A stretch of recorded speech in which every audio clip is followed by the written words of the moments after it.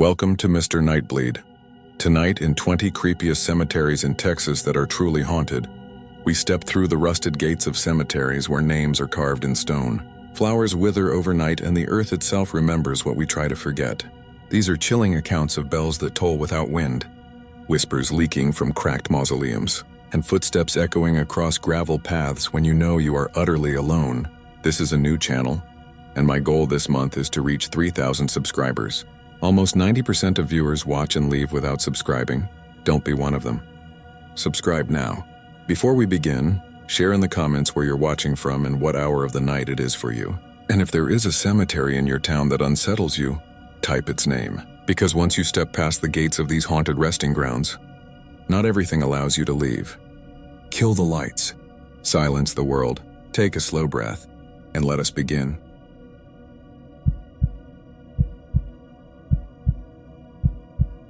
I don't care if anyone believes me, but I need to write this down before I convince myself it didn't happen. It's been almost 10 years, but I can still smell the pine needles and asphalt when I think about that night. If you're from Huntsville, Texas, you've probably heard of Demon's Road, Martha Chapel Cemetery. Everyone has a story, or they know somebody who does. I used to laugh them off, until I went there myself. It started because of my friend Eric. He was the kind of guy who thought scaring people was funny, the type who'd hide in closets for half an hour just to jump out at you. He'd been bugging me and my sister Leah to go with him one weekend. "Let's do it right," he said. "Midnight, no headlights, just us and the dead." I told him he was insane, but Leah rolled her eyes and agreed, and I didn't want to be the only coward. So I said yes. We drove out in Eric's old Ford truck, the kind that rattled if you went over 50. It was late September, the air still heavy but not unbearable. The radio cut out as we hit the edge of town, so it was just the engine and the gravel under the tires. Demon's Road doesn't look like much at first, just a narrow stretch of cracked blacktop. But the deeper you go, the darker it gets. The trees lean over like they're bending to whisper to each other. Our headlights caught their shapes, twisted and hunched, and I remember thinking they looked like frozen figures holding out their arms. Eric kept joking, saying he hoped the little ghost kids would hitch a ride in the bed of the truck. Leah told him to shut up, but I could hear the smile in her voice. She was braver than me. I was staring out the window, watching the trees crowd closer. That's when I noticed the fog. It wasn't rolling in like normal mist. It was sitting low just above the ground, hugging the road. Too early in the season for that. When the cemetery gate came into view, Eric killed the headlights like he'd promised. We rolled forward in almost complete darkness. The iron gate was rusted, crooked, with one side hanging lower than the other. Beyond it, I could just barely see the shapes of headstones, some leaning, some broken, all shrouded in that same thin fog. We parked a few feet from the entrance. Eric jumped out first, slamming his door and striding toward the fence like he owned the place. Leah followed, flashlight in hand, though she didn't turn it on right away. I sat there for a second, gripping the door handle. I told myself I wasn't scared, just cautious. But my pulse was already climbing. The air felt different outside, quieter. I don't mean less noisy, it was like the world had been muted. No crickets, no wind, just the crunch of our shoes. We stepped inside the gate and the temperature dropped, sharp enough that Leah muttered, "Cold front my ass." Eric wandered ahead, reading the names off headstones, making fun of how old some of them were. I stuck close to Leah. The fog swirled around our ankles like it was alive, shifting every time I tried to step away from it. We hadn't been there 5 minutes when Leah grabbed my arm.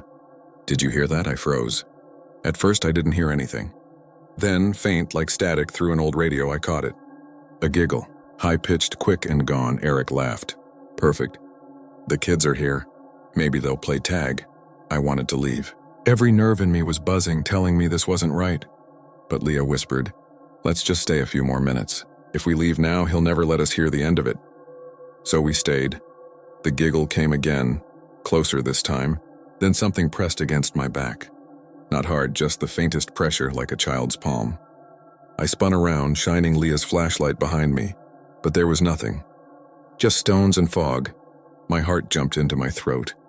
Eric wandered deeper into the cemetery and Leah followed, muttering under her breath about not splitting up. I trailed them, every step heavier than the last. That's when we saw the eyes. Two small glowing circles low to the ground staring at us from between the stones. At first I thought it was an animal, maybe a raccoon, but they didn't blink. They didn't move. They just watched. Leah whispered, Don't look at it. But we already were. Eric, being Eric, picked up a rock and tossed it in that direction. The second the rock hit the ground, the eyes vanished. I thought that was the end of it. But then something brushed past my leg. Quick, cold, gone in an instant. I jumped back, shining the light, but again, nothing. That's when the giggling turned into crying. Soft at first, then louder, circling us, though I swear it was coming from every direction at once. Okay, fun's over, I said, trying to keep my voice steady. Let's go. Leah didn't argue. She looked pale, her hand gripping my sleeve. Eric was about to make another joke, but then his expression changed. He was staring past us at something behind my shoulder. His smirk fell. I didn't want to turn around. Every instinct told me not to, but I did. There was a shape standing between two crooked headstones, small, child-sized. Its outline was hazy, like the fog itself had curled into a person. No face, no detail. Just a figure watching us, Leah gasped. The flashlight flickered and went out. Eric swore and bolted for the truck. Leah grabbed my hand and we ran after him. My lungs felt like they were on fire, and every step I took I was sure something was reaching for me. We didn't stop until we were inside the truck with the doors locked. Eric jammed the keys into the ignition, but the engine wouldn't turn over. He cursed, slammed the steering wheel, tried again, nothing. Then small handprints. Dozens of them, pressed against the glass from the outside. Tiny palms, fingers spread wide, smearing across the windows. Leah screamed. I felt my stomach twist into knots. Eric kept cranking the engine until finally it roared to life. He hit the gas so hard we nearly spun out, the tires kicking up gravel as we tore down Demon's Road. The handprints stayed on the windows the whole way back to town, even when the wind should have cleared them. When we finally pulled into Eric's driveway, the prints were gone. Just like that. We sat there for a long time, not speaking, barely breathing. Leah won't talk about that night. Eric swears it was some prank, though he can't explain how. I've driven past Demon's Road since, but never turned down it. I won't because sometimes late at night I still hear it. That giggle, high-pitched, quick, right outside my window.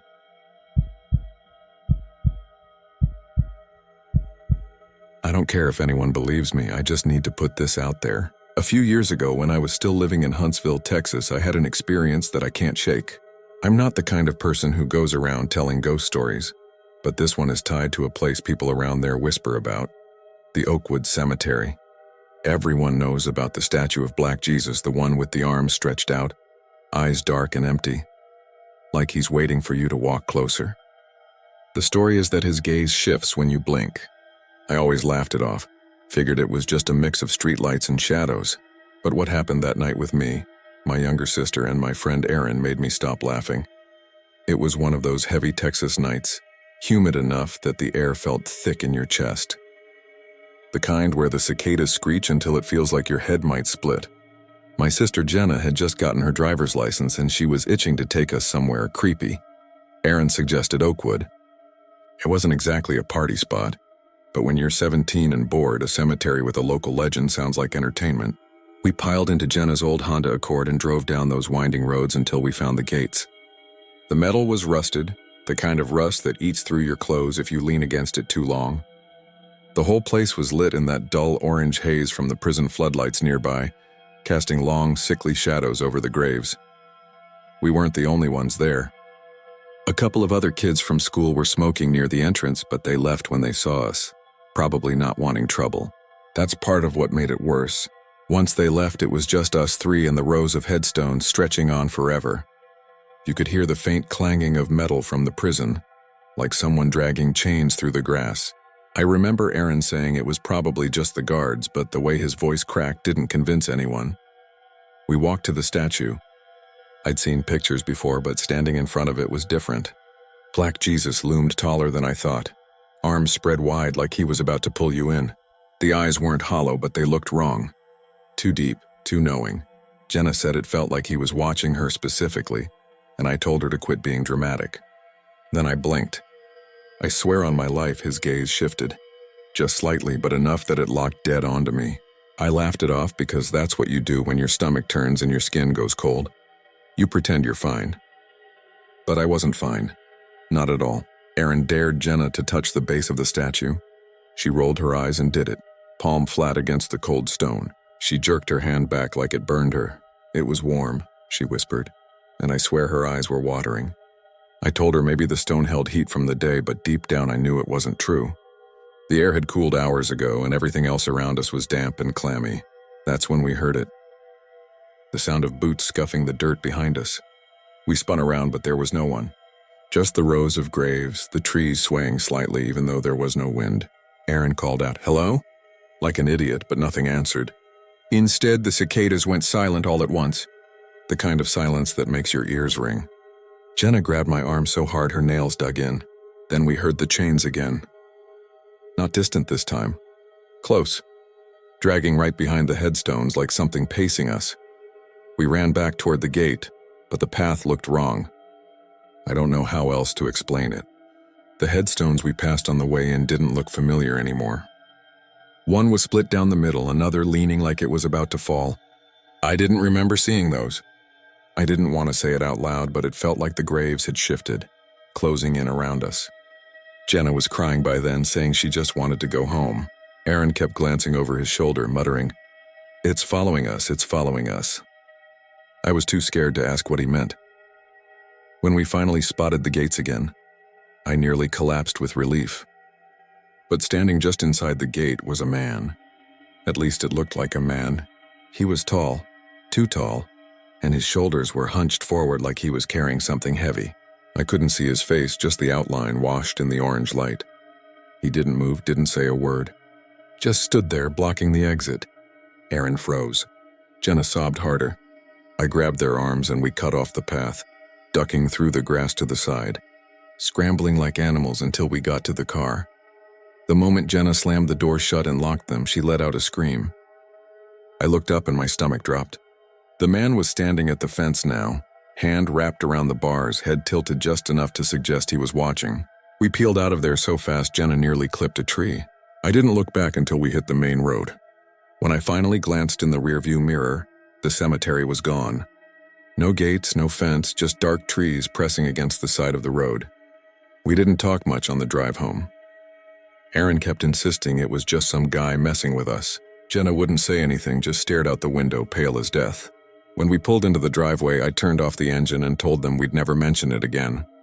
I wanted to believe it was over, that we left it behind in that cemetery. But later that night, as I was lying in bed, I heard it again. That dragging sound.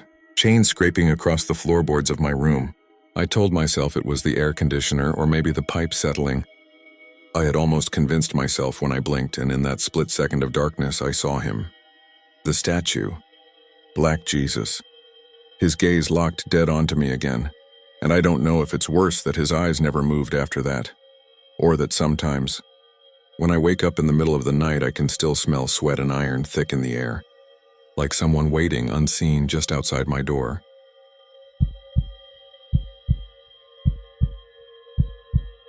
I never thought I'd be the type of person to write something like this online, but it's been gnawing at me for years, and lately the memories come back when I'm trying to sleep. I grew up in El Paso, Texas, and when I was in my early 20s, my friends and I would sometimes sneak into places we weren't supposed to.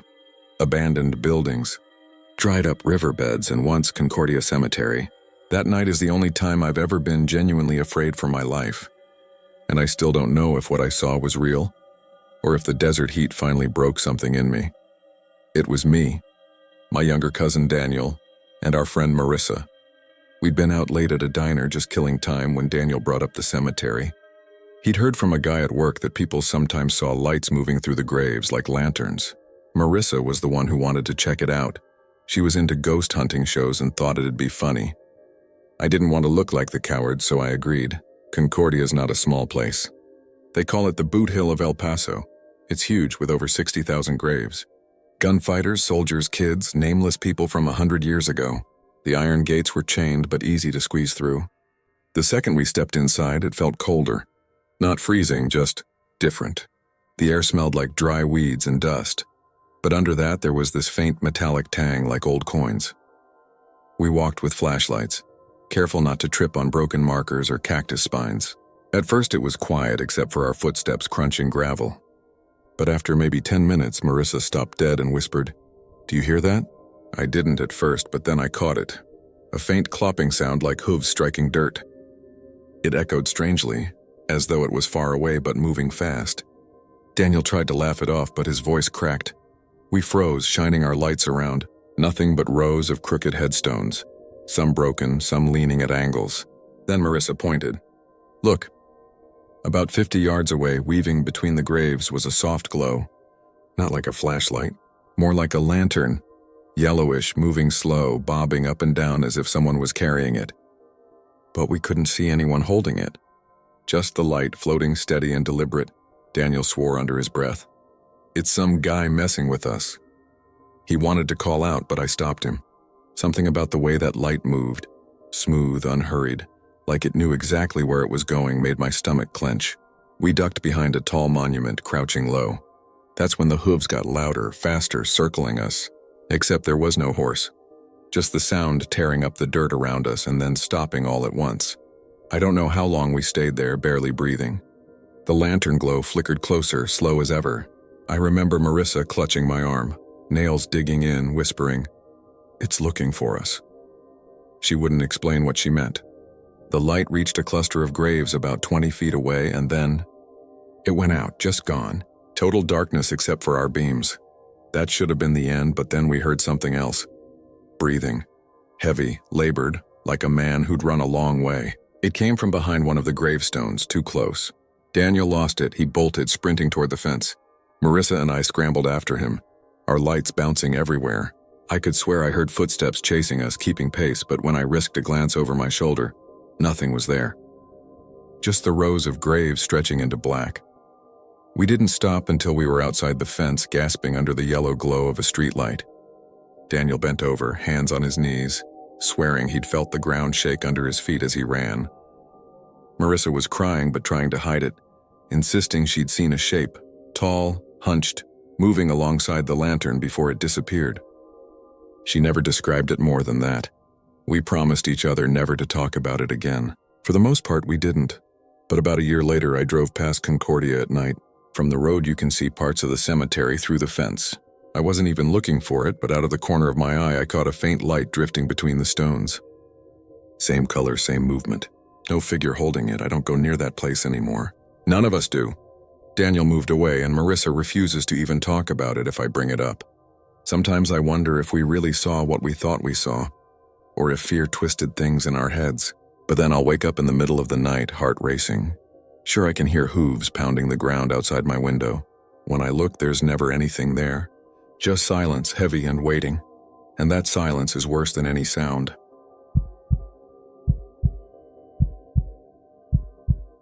I don't care if anyone believes me.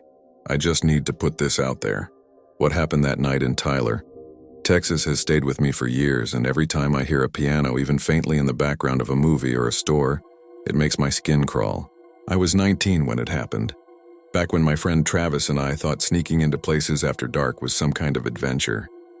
He was the type of guy who laughed at everything, the kind of laugh that made you laugh too, even if nothing was funny.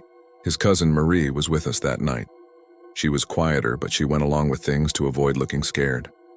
The three of us had heard the same story, passed around by kids in Tyler for decades. Rose Hill Cemetery, the grave of Madge Ward, the one with the stone piano carved on top. They said she was a pianist who loved music so much death couldn't silence her. If you were there at midnight, you might hear her play. Some people swore it was like a lullaby, soft and pretty. Others said it sounded furious, like someone smashing the keys in anger. But the thing everyone agreed on was that the sound didn't come from her grave, it came from everywhere. We decided to test it. That's what dumb kids do. It was a Friday night in late October. Not Halloween, but close enough that the air felt charged. The sky was overcast and the moon barely cut through the clouds.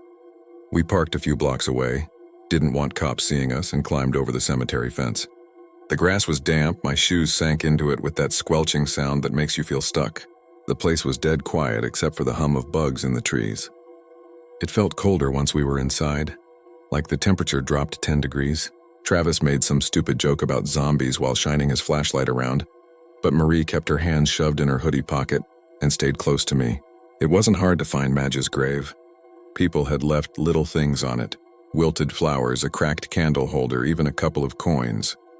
The piano carved in stone was the kind of thing that should have been comforting, like a tribute, but in the shadows it just looked wrong, like the keys were teeth.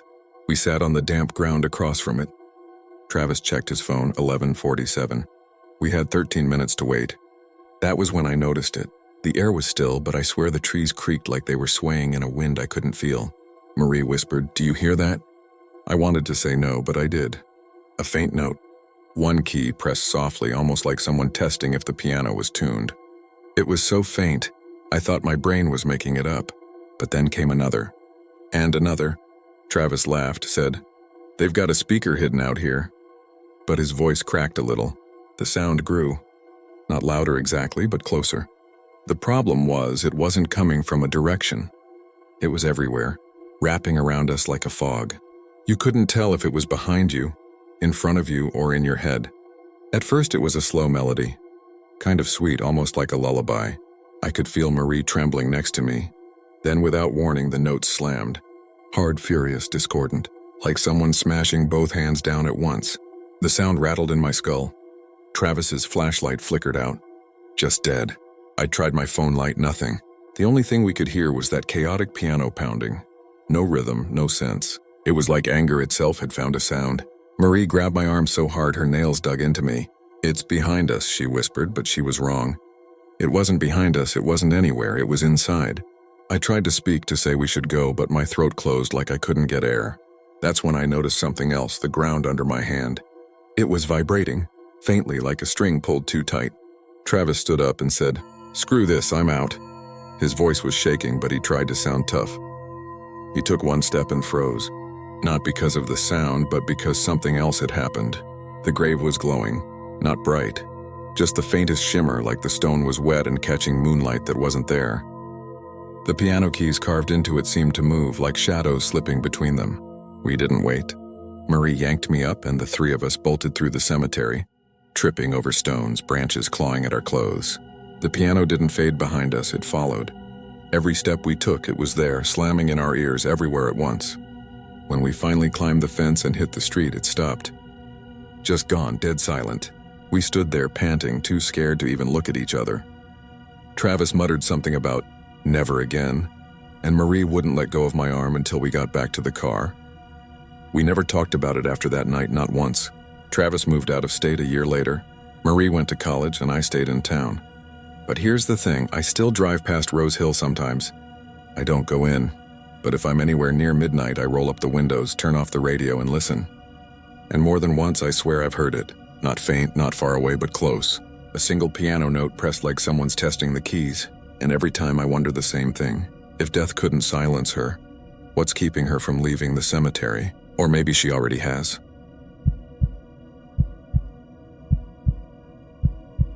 I don't care if anyone believes me. I just need to put this out there before it eats me alive. I grew up in Beaumont, Texas, and if you're from around there, you've probably heard the whispers about Forest Lawn Cemetery. People joke about the marble statues, two lovers carved in stone, frozen in an embrace that never quite connects. They'll laugh and say the statues move at night, that if you keep coming back, you'll catch them inching closer together. I always thought it was just a creepy local story to scare kids away from hanging out in the cemetery after dark.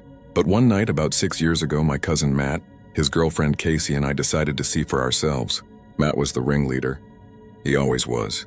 He had that restless energy, the kind that gets you into places you don't belong. It was a muggy summer night, the kind where the air clings to your skin, and the three of us had been driving around bored out of our minds. We passed the cemetery and Matt slowed down. "Let's go see the statues," he said, grinning. Casey groaned but went along with it. I hesitated. My mom always told me to show respect for the dead, and something about the place gave me chills even in broad daylight. But I didn't want to be the buzzkill. We parked just outside the rusting iron gates and slipped in through a gap in the fence. The grass was high in places, uneven, and the ground felt soft under my sneakers. Crickets were deafening, and every once in a while you'd hear the buzz of a mosquito in your ear. We brought a flashlight, but Matt kept turning it off to spook us, laughing in the darkness until Casey smacked him. After a few minutes of stumbling over graves and old headstones, we saw them. The lovers. Even in the faint moonlight, they stood out. Two marble figures, a man and a woman, locked forever in a pose that looked almost tender. Their faces were close, lips nearly touching, eyes carved so delicately they seemed alive. From a distance, you could almost believe they were breathing. The details were insane. The folds of her dress, the tendons in his hands, the way her fingers brushed against his chest. But what struck me most was their expressions. It wasn't love. Not really. It was emptiness. Their eyes didn't look at each other. They looked past each other, past us. Matt walked right up to them, circling, inspecting like he was an art critic. "They don't look like they've moved to me," he said. He touched the base of the statue, and I swear I saw Casey flinch. "Come on," he said, "let's take a picture." We all posed in front of the statues, Matt holding his phone out at arm's length. The flash went off, blinding white in the dark, and in that split second I thought I saw something behind the lovers. Just a shape, tall, thin, darker than the night around it. But when I blinked, it was gone. I brushed it off, nerves, my imagination, but the longer we stood there, the heavier the air felt. The crickets seemed to quiet, like the whole cemetery was holding its breath. "All right, I'm done," Casey said finally. She tugged at Matt's sleeve. "This place is giving me the creeps." Matt rolled his eyes but agreed, and we headed back toward the gate. That's when I turned for one last glance. I froze. The statues were different. I know how it sounds. But when we first saw them, the lovers' faces were close, almost touching. Now their lips were brushing. Barely, but enough. And their hands, her fingers had moved from resting against his chest to curling into his shirt. I must have gone pale because Casey asked what was wrong. I didn't tell her. I didn't want her to think I was losing it. We got back to the car and drove off. None of us said much. The whole night felt like a weight pressing on my chest. When I finally got home, I couldn't shake it. I pulled up the picture Matt had taken. There we were, 3 dumb kids grinning in front of the marble lovers, but my eyes went straight to the background. The statues were different in the photo than in my memory. Their faces weren't close at all. There was a gap at least 6 inches between their lips. I didn't sleep that night. A few days later, Matt called me. His voice was off, quieter than usual. He said he went back to the cemetery with a couple of other friends. He swore the statues had moved again. He laughed like he didn't believe himself, but I could hear the edge in his voice. 2 weeks later, Casey broke up with him. She told me in private that she couldn't stand being around him anymore. She didn't explain why, just said he'd changed. He wouldn't sleep, wouldn't eat, kept driving past the cemetery at night like he was being pulled there. A month after that, Matt disappeared. They found his car near Forest Lawn, driver's side door wide open, headlights still on. No sign of him. The cops looked for weeks. Search parties combed through the cemetery, the woods, the river. Nothing. No footprints, no body, no clothes. Just gone. Casey moved away not long after. She refused to talk about it. Wouldn't even say his name. I've tried to put it behind me, but sometimes I dream about those statues. In my dreams, they're always closer than the last time. Their embrace tightening, their faces pressing together until they finally kiss. And every time they do, I feel it. That same tall, thin shadow behind me watching. I haven't been back to Forest Lawn, I won't. But if you ever go there and you see the lovers, pay attention to the space between them. If it looks like they've moved, don't look away. Because if you do, something else might be looking at you.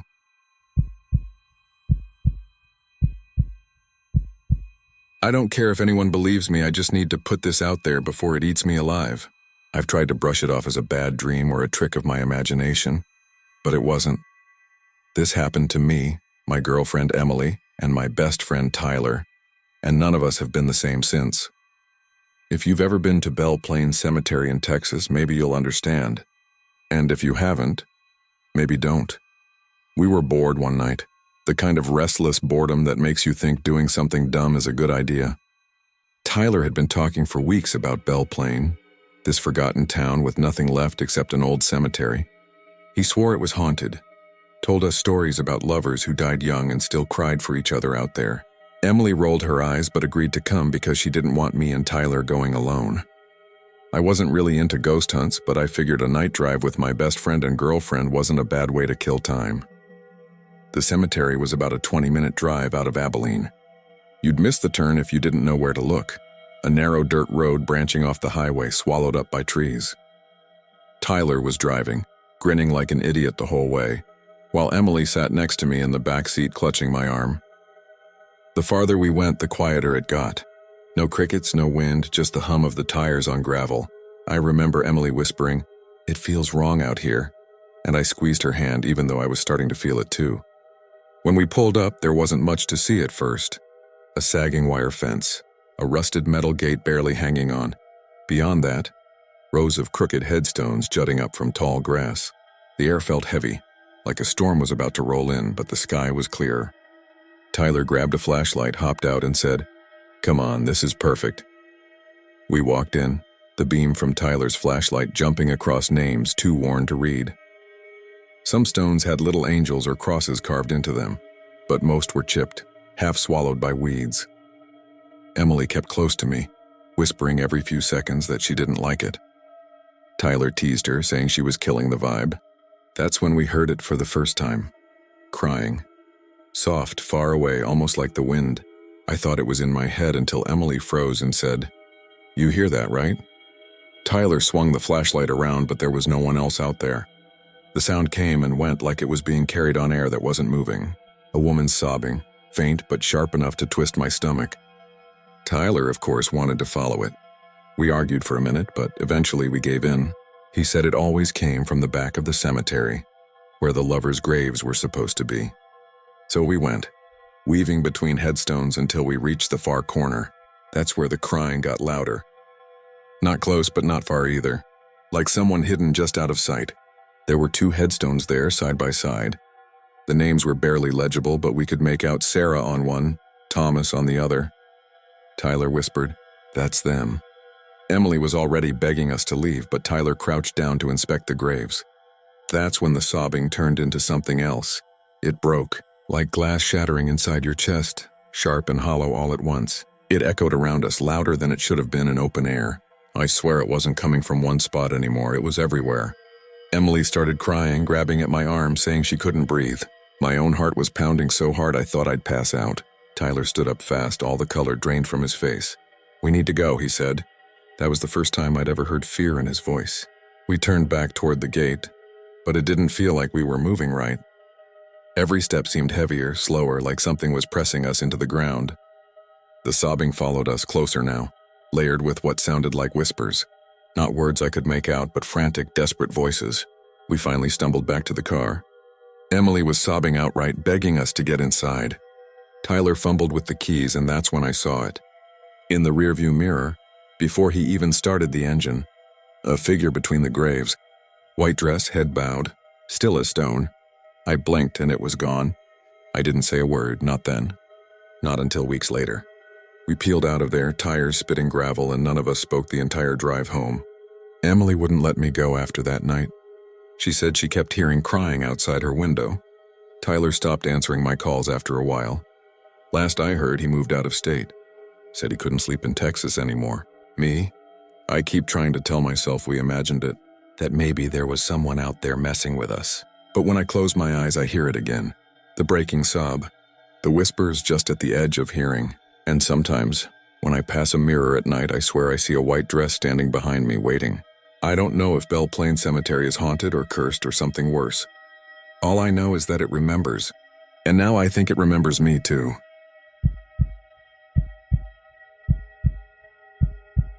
I don't care if anyone believes me, I just need to put this out there. I live in Paris, Texas, and anyone from around here knows about Evergreen Cemetery. People talk about it like it's just another spooky local legend. The kind of place high school kids dare each other to visit after dark. But what happened to me, my cousin Marcus, and my friend Leah one night last summer made me swear I'd never go back. No matter what anyone says. It was one of those heavy nights where the air feels sticky, like even the trees are sweating. Marcus had been hyping up the idea all week. He'd heard about a haunted hill in the back part of the cemetery, where people see a little boy running between the gravestones. Leah didn't want to go at first, but I think she was more worried about snakes and bugs than ghosts. Me, I wasn't sold either. But Marcus has this way of pushing until you give in, so we drove out there just before midnight, parked on the shoulder and slipped through a break in the fence. The place was quiet in a way that felt unnatural, not dead quiet. There were crickets and the distant hum of traffic, but the deeper we walked in, the thinner all that background noise seemed to get. I remember my sneakers crunching gravel louder than they should have. The headstones caught the moonlight, glowing faintly like rows of crooked teeth. We didn't even need flashlights at first. We found the hill easily. It wasn't much. A gentle rise with old markers leaning at odd angles. Marcus kept whispering like we were in church trying to spook us. Leah rolled her eyes, but she stuck close. We waited there, the three of us, for maybe 20 minutes. Nothing happened. Marcus was about to crack a joke when Leah suddenly grabbed my arm. She was staring downslope and I followed her gaze. There was movement between the stones. Not like an animal, too fast, too purposeful. It looked like a boy, maybe 6 or 7, darting from one grave to another. His outline caught the moonlight, pale and small, but when we whispered, he didn't look our way. He just kept weaving between the markers like he was playing tag with someone invisible. Marcus, of course, wanted to follow. He hissed at us to come on and started down the hill. Leah pulled back, whispering not to, but I couldn't leave him alone. So the two of us trailed him while Leah stayed put. As soon as Marcus stepped between the markers where the boy had been, the kid vanished. Not like he ducked behind something. He just wasn't there anymore. That's when the smell hit. It came out of nowhere, like we'd walked into an invisible wall of rot, thick, sulfurous like wet garbage left to fester in the heat. It clung to the inside of my throat and made me gag. Marcus coughed and muttered, "What the hell is that?" We both turned back toward Leah, but she was waving frantically, telling us to come up. Then we heard it. A laugh. High-pitched, quick. And it didn't sound like it came from a kid at all. It was too sharp, too stretched, like someone imitating a child's voice. It circled us somehow, bouncing from one side to the other even though the cemetery was wide open. Marcus swore under his breath, and I've never seen him look scared like that. We didn't even talk about it. We just bolted back up the hill toward Leah. She was pale, pointing behind us, but when I turned I didn't see anything. Just rows of stone and the shadows bending in ways that didn't seem right. The smell was still there, chasing us until we cleared the fence and made it to the car. We sat in silence the whole ride back. None of us wanted to be the first to say what we thought we saw or smelled or heard, but when I got home and peeled off my hoodie, the stench was still in the fabric. I washed it 3 times before it faded, and even then I swore I could catch faint whiffs of it whenever the air was damp. Marcus jokes about going back sometimes, but I can tell he doesn't mean it. Leah refuses to talk about that night at all. As for me, I drive past Evergreen Cemetery now and then, and I swear I see something moving near that hill even in the middle of the day. I look away before I can be sure because the truth is, I don't want to know. And every so often when the weather turns humid and heavy, I catch that same rancid smell in my room at night even with the windows closed.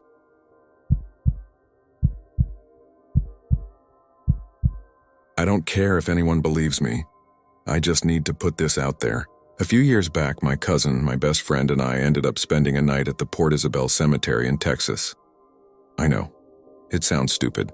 3 bored young adults looking for a scare, thinking we'd prove ourselves braver than the ghost stories. I never thought I'd walk away with something I still can't shake, something that makes me leave a light on every single night. It started with my cousin Jorge. He grew up around Port Isabel and always bragged about how the cemetery wasn't scary, just old and salty from the sea air. He told us about the story locals whispered, about the barefoot boy, pale and dripping wet, who wandered between the graves. Supposedly, he'd appear near the older headstones, and if you followed him, he'd lead you toward the sea. People said he wasn't a ghost of anyone buried there, that he came from the water, from the undertow. Jorge laughed when he told it, but there was this nervous shake in his voice that made me think maybe he wasn't so sure.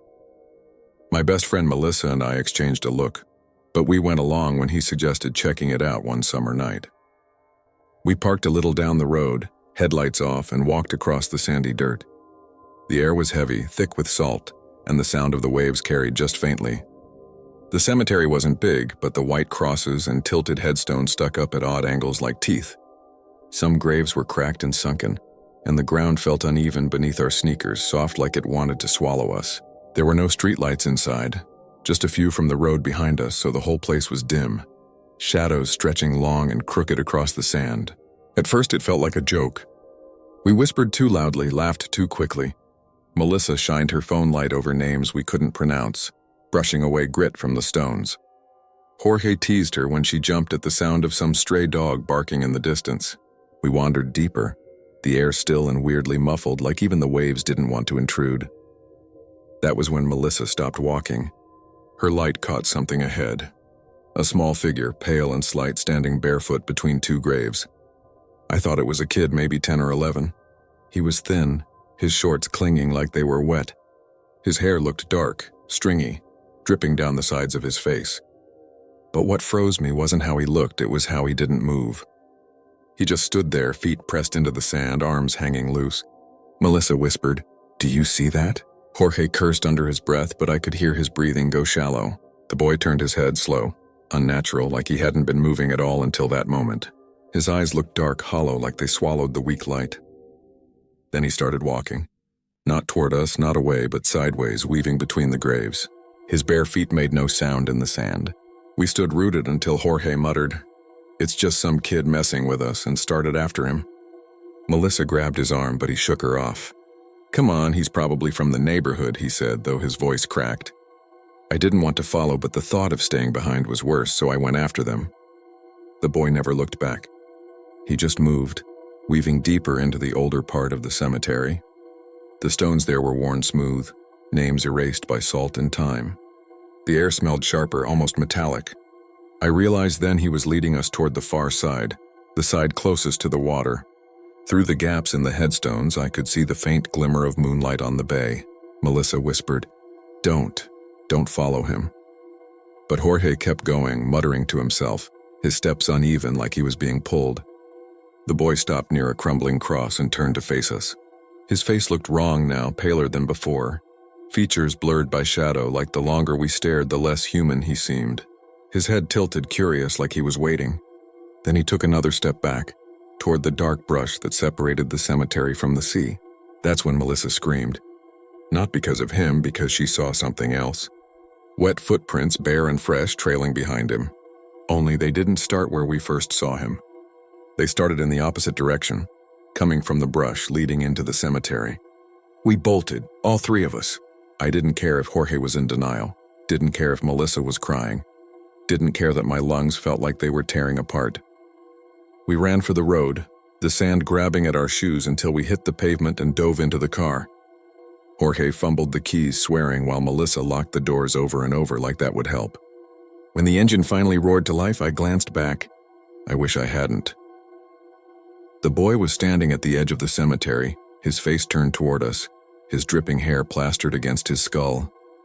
And behind him, in the brush where the footprints had begun, the sea glimmered silver.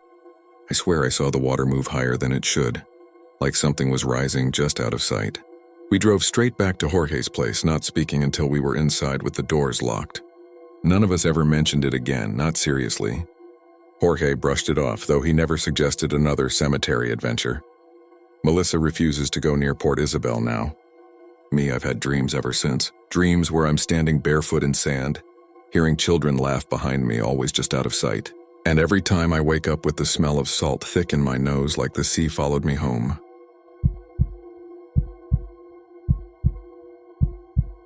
I don't care if anyone believes me, I just need to put this out there because I still don't sleep right after what happened.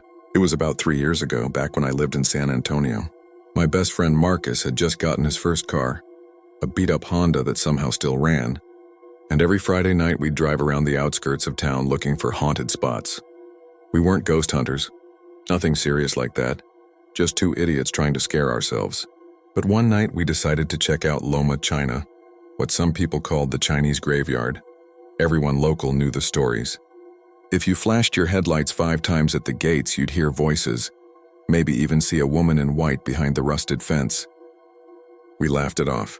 Marcus said it was just an old cemetery that had been forgotten for years, and the scary stuff was just bored teenagers making things up.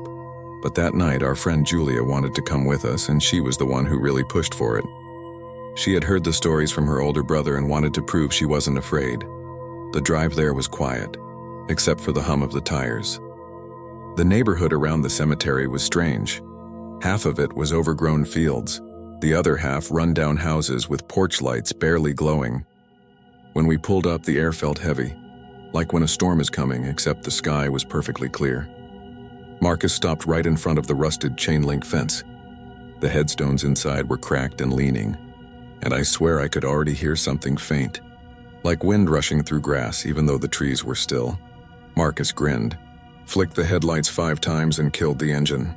At first nothing, Then Julia whispered, "Do you hear that?" We all went silent. Faint voices, like a crowd talking just below the surface, rose up from the cemetery. They weren't clear words, just low murmurs overlapping, too many at once.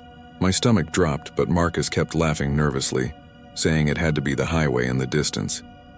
Except there was no highway anywhere near there. Then Julia pointed. By the far fence line, something pale moved. It looked like a figure, slowly drifting between the graves. Too tall to be a kid, too smooth to be someone walking. Marcus cursed under his breath but wouldn't start the car. We just sat there frozen, watching the shape get closer. It wasn't walking, it was gliding like fog, but too solid. The closer it got, the clearer it became. A woman dressed in white, her face hidden by some kind of veil. Julia whispered, "Don't look when she lifts it." My brother said never to look. And that's when I knew she had dragged us out here knowing more than she let on. Marcus finally started fumbling with the keys, but the car wouldn't turn over. The figure stopped just behind the fence, not even 5 feet from us. She tilted her head like she was listening. Then slowly she raised her hands to the veil. I don't know what made me do it, but I shut my eyes tight. I heard Marcus gasp like someone had punched the air out of him, and Julia started screaming, begging him not to look. I kept my eyes shut, gripping the seat, heart pounding. The voices from the ground grew louder, like 100 people whispering in my ear all at once. Then silence. When I opened my eyes, the woman was gone. Just the fence, the graves, the dark. Marcus was pale, shaking, staring straight ahead. He wouldn't talk, wouldn't move until the car finally roared back to life on its own, like nothing had been wrong with it. We drove away faster than I thought that Honda could go, Julia crying in the back seat. Here's the part that still eats at me. Marcus never told us what he saw under that veil, not once. He just stopped coming out with us, stopped joking around, started sleeping with every light on in his house. A few months later, he moved to Houston to live with his uncle, and we hardly spoke after that. The last time I saw him, I noticed every mirror in his room was covered with sheets, like he couldn't stand reflections anymore. As for me, I never went back to Loma, China. But sometimes late at night when the house is quiet, I swear I hear that same low murmur under the floorboards, like voices just out of reach. I don't know if it followed me or if I just can't forget it. All I know is I'll never look if she lifts that veil. And if you ever go to that graveyard, neither should you.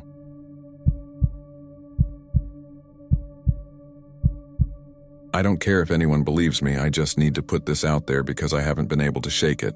Last fall, my sister Claire and I took a trip out west to see some of the ghost towns in Texas. We're both into weird history and abandoned places, and we figured it'd be fun to get some photos and camp under the desert sky. One of the places on our list was Terlingua, which is half touristy now but still has this graveyard that looks like something out of another century. If you've never seen it, picture a desert hill with crooked wooden crosses and little stone mounds. The kind of place where the wind never stops and the sun feels like it's burning through you. We got there in the late afternoon, around the time the sky was turning gold. There weren't many people around, just an older couple leaving as we pulled up, and a man with a camera who looked like he'd been there all day. Claire wanted to walk through slowly and read the names on the crosses, while I hung back taking pictures of the sky.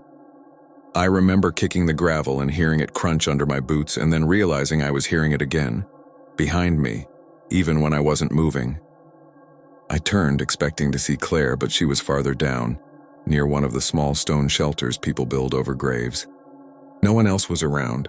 I told myself it was probably the wind shifting gravel, but it didn't sound like that. It was steady, deliberate, like someone keeping pace with me. When the sun went down, Claire suggested we light the little tea candles we'd brought just to leave something respectful on a couple of the graves. That was when things got strange. The wind hadn't let up all day, but the candles stayed lit like they were in glass jars, even though they weren't. The flames didn't flicker at all. I pointed it out to Claire and she got this uneasy look. She tried to laugh it off, saying maybe the stones were blocking the breeze, but we both knew that wasn't true. The air was whipping our hair around. We decided not to linger. On the way back to the car, I heard it again, that crunching sound behind us. This time Claire froze too. She turned and whispered, "Do you see that?" At first I didn't, and then my eyes adjusted to the dark. A figure was standing near one of the crosses, just beyond the reach of our flashlights. It wasn't moving, but it wasn't facing us either. It looked like it was turned toward one of the candles we'd left. I yelled out a quick, "Hello?" thinking maybe it was the photographer we'd seen earlier, but the figure didn't react. Claire grabbed my arm and pulled me toward the car. We both walked fast, not running because it felt like if we ran, something worse would happen. The crunching sound followed, keeping the same pace we did. When we got in the car, I locked the doors immediately. Claire started the engine, and as the headlights came on, we both gasped. There was nothing, no figure, no movement, just the leaning crosses in the desert. But here's the part that still keeps me up. The candles were all out. Every single one. We drove straight to our campsite that night without talking much. The next morning, we passed by the cemetery again in daylight, just to convince ourselves we'd imagined it. The candles we'd left were still there, burned down, but the wax had hardened in weird shapes, almost like footprints pressed into the ground. Claire doesn't like to talk about it anymore, but sometimes late at night, I'll hear that same crunching sound in my head. Slow, steady footsteps on gravel, following me when no one's there. And every time I think about going back to Terlingua to prove it was just our minds playing tricks, something inside me whispers that whoever, or whatever, lit those candles out didn't want us there in the first place. I don't know what we saw. I don't even know if we both saw the same thing. But I do know that ever since that night I can't stand the sound of gravel underfoot. It doesn't just remind me of the cemetery. It reminds me that something might still be following. And I'm terrified one day I'll turn around and see it again. Not in the desert, but standing in my own backyard.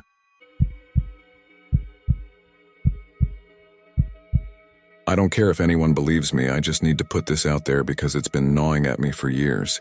This happened in Palestine, Texas at the old Bowowers Mansion Cemetery. If you're from around there, you probably know the place. The mansion itself burned down decades ago, but the cemetery remains overgrown, forgotten, but not silent. People tell stories about the mistress of the house, how she died in the fire, her face burned black, hair scorched, still wandering and calling for her children. I always thought it was just another creepy legend people used to scare kids, but after what I saw, I can't dismiss it anymore. It was a late summer evening when my friend Casey convinced me to go. He was always chasing thrills, dragging me and my sister Hannah into abandoned places and cemeteries. I didn't want to go, I had work early the next morning. But Casey had that way of daring you without saying the word dare. We loaded up in his truck, grabbed a flashlight, and headed out past the woods where the road narrows and the air starts feeling heavier. Hannah came too, mostly to make sure Casey didn't do anything stupid. She wasn't easily scared, but she wasn't reckless either. I was the uneasy one, already regretting it before we even parked. We got there just as the sun slipped below the trees, leaving everything bathed in this dim orange glow. The cemetery was quiet. Only the sound of crickets and the occasional rustle in the brush. The iron gate was crooked, one side hanging loose, and the path was covered in weeds. I remember how the air smelled like old leaves and something faintly metallic like rust or blood. We stepped inside, and immediately I noticed how cold it felt compared to the warm night outside. It wasn't the kind of cool breeze you welcome. It was still, heavy, almost pressing against your skin.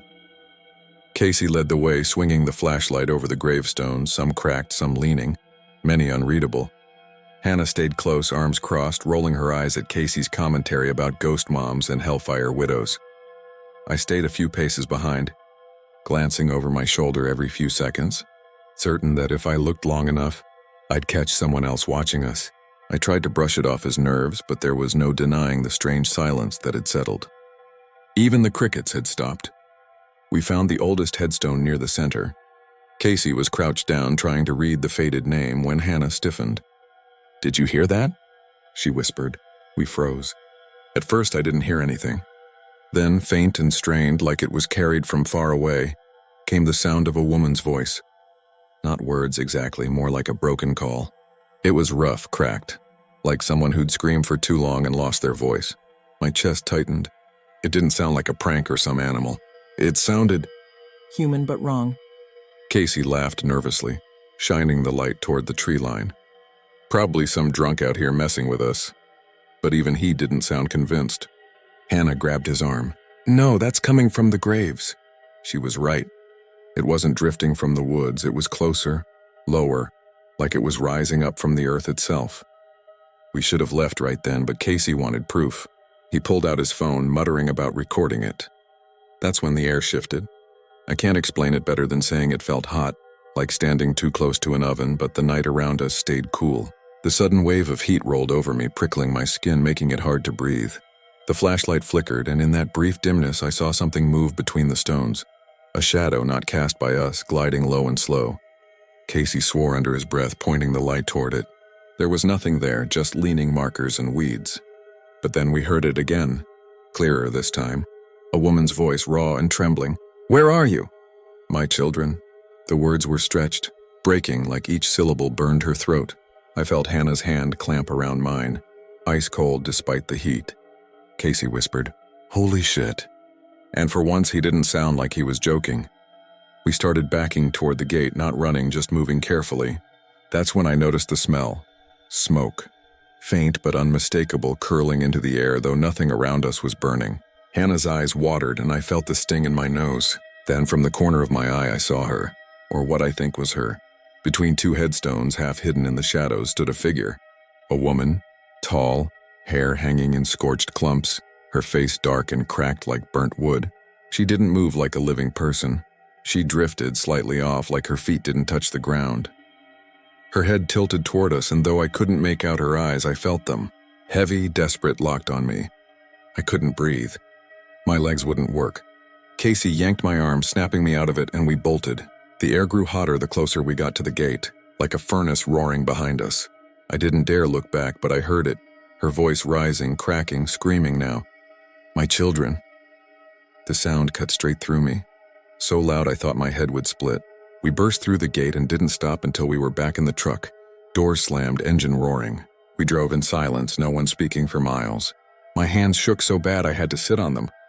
Hannah stared out the window, pale, lips pressed tight. Casey finally muttered, "We're never going back there," and none of us argued.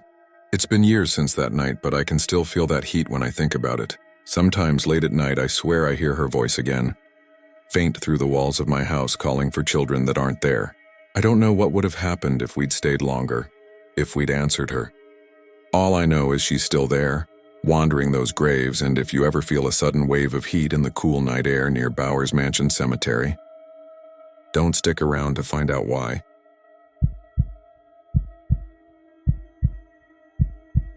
I don't care if anyone believes me, I just need to put this out there because I still can't shake it. What happened to me and my cousin in El Paso a few years back changed the way I look at cemeteries forever.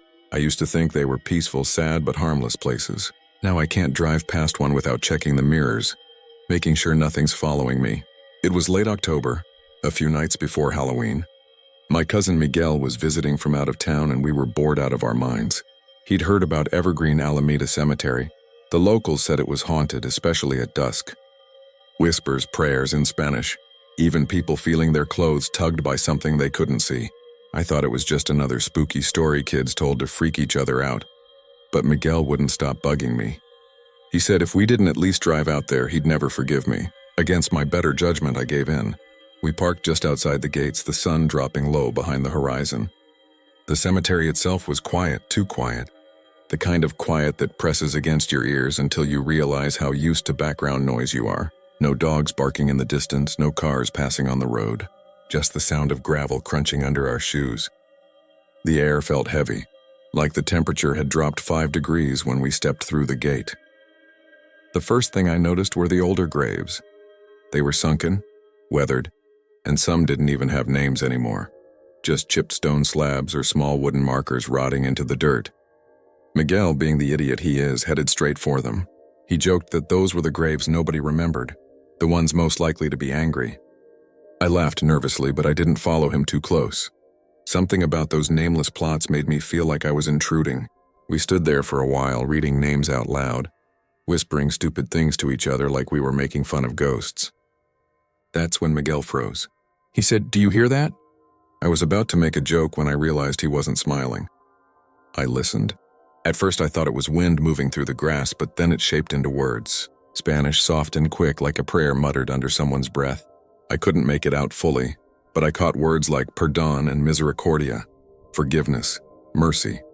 It came from nowhere and everywhere. I told Miguel it had to be someone nearby, maybe another visitor or even someone messing with us. But when we turned in circles, scanning the rows of graves, there was no one. No movement, no footsteps. The whispers kept threading through the silence, sometimes overlapping, like multiple voices at once. I felt my chest tighten. It didn't sound angry, it sounded desperate.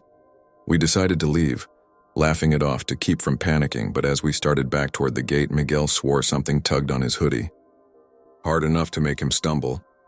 He spun around, fists up, but there was nothing there. I swear I saw the fabric on his back pinch inward for a split second, like invisible fingers letting go. I grabbed his arm and told him not to stop walking. By then, the whispers were louder. Not shouting, but closer, clearer. They weren't just prayers anymore. Some of them sounded like sobbing. I couldn't take it. I broke into a jog, pulling Miguel with me. He resisted, kept saying, "Wait, wait, wait," like he didn't want to turn his back on it, but I dragged him until we burst through the gates. The second we stepped onto the road, the air felt lighter. Sound came back, the distant hum of traffic, a barking dog somewhere blocks away. Normal life again. We leaned against the car, catching our breath. Miguel's face was pale, his eyes watering, but he swore he wasn't crying. He kept rubbing the back of his neck like it was sore. That's when I saw it.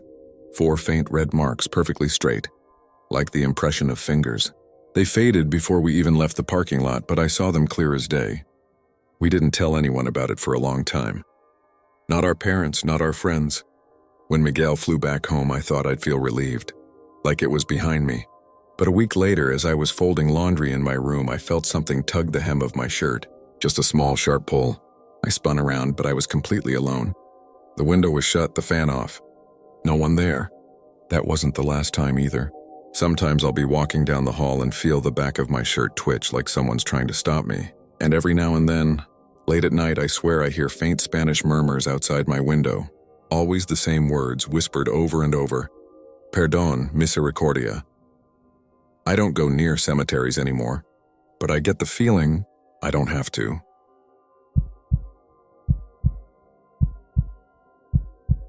I don't care if anyone believes me, I just need to put this out there because it still wakes me up at night.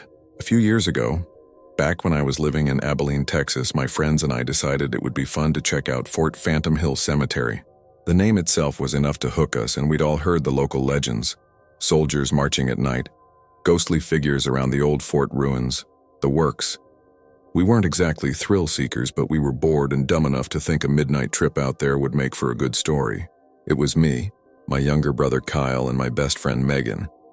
The 3 of us had grown up together, so it wasn't unusual for us to pile into my old pickup and drive out to some forgotten back road just to kill time. That night was clear and cold, with the kind of moonlight that makes everything feel sharper than it should. You could see the outlines of the fort ruins from the road, jagged against the horizon like broken teeth. The cemetery sat just beyond, the iron gate hanging crooked on its hinges. At first, it was exactly what you'd expect. Quiet, still, unnerving, but in a way that felt manageable. The crunch of gravel under our boots sounded way too loud, and every time the wind shifted the dry grass, it made me think someone was walking behind us. We laughed it off, trying to act tougher than we felt. Kyle was the first to say he felt like we were being watched, and Megan told him to quit trying to freak us out. But then the air changed. It's hard to explain, but the silence wasn't just quiet anymore, it was heavy, like something pressing down on us. I noticed it when my own footsteps suddenly felt muffled, like the ground was swallowing the sound. Megan pointed out toward the tree line near the ruins and asked if we saw it too. At first, I didn't see anything. Then the movement caught my eye. There were figures, 3 of them walking in a line. At first, I thought maybe it was other kids out there pulling the same stunt we were, but as they stepped closer into the patchy moonlight, I realized something was wrong. Their uniforms looked shredded and too old, like they'd been left out in the weather for decades. Their gait was stiff, unnatural, almost like puppets being dragged forward. Kyle whispered, "Soldiers." And that's when I saw their faces, or what should have been their faces. The sockets were hollow, dark holes, and their mouths hung open like they were frozen mid-scream. They didn't make a sound, not a shuffle of boots, not even a breath, just this sickening silence as they moved. My stomach dropped and every instinct screamed at me to run, but my legs wouldn't move. Megan finally grabbed my arm and yanked me back, snapping me out of it.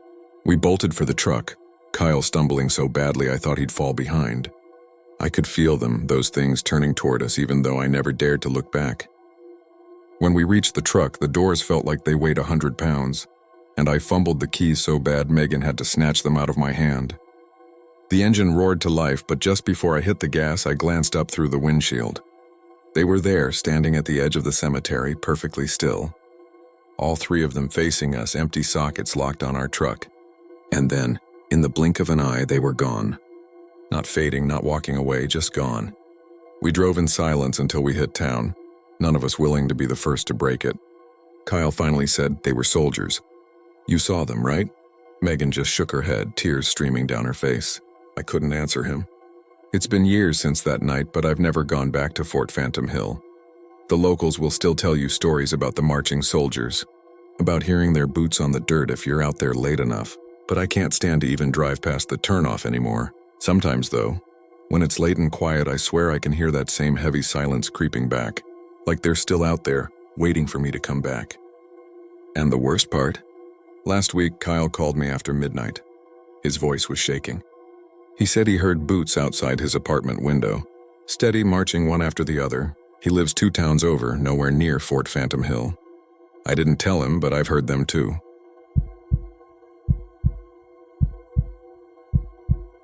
I don't care if anyone believes me, I just need to put this out there. What happened to me? My sister and my best friend 2 summers ago in Clarksville still creeps into my dreams. And no matter how many times I tell myself it's just my imagination, I know deep down it wasn't. I wish I'd never set foot in Old Red River Cemetery, because the place feels less like a graveyard and more like something alive, swallowing everything that lingers too long. It started as a dumb plan. My sister Emily had just gotten her license, and we thought it would be fun to drive around at night, exploring back roads the way kids in small towns always do. My friend Marcus was with us too, crammed in the back seat with a bag of gas station snacks. He was the one who suggested the cemetery. It's supposed to be haunted, he said with a grin. The woman in white, remember? Emily rolled her eyes, but she didn't say no. I didn't either, because at that age, admitting you're scared feels worse than actually being scared. By the time we found it, the night was sticky with humidity, the air buzzing with cicadas. The cemetery wasn't big, maybe a dozen rows of headstones, most leaning or half buried. The car headlights caught something unsettling right away. The markers really did look like they were sinking into the soil. Some tilted so far forward they seemed ready to vanish altogether. I remember thinking the ground looked soft, like the earth was eating what it was supposed to keep safe. We parked at the edge and Marcus insisted we walk around. Emily left the car running, headlights spilling pale beams across the first row of graves. I stuck close to her, flashlight in hand, while Marcus wandered ahead, reading names out loud as if mocking the dead. That part didn't scare me. What did scare me was the silence that settled every time he stopped talking. The cicadas would cut out, and for a few seconds it felt like the world was holding its breath. About 15 minutes in, I noticed something. A shape way back between 2 oak trees near the far edge. At first I thought it was just mist, but the longer I stared, the more it looked like a figure, tall, draped in something pale. My stomach dropped. "Do you see that?" I whispered to Emily.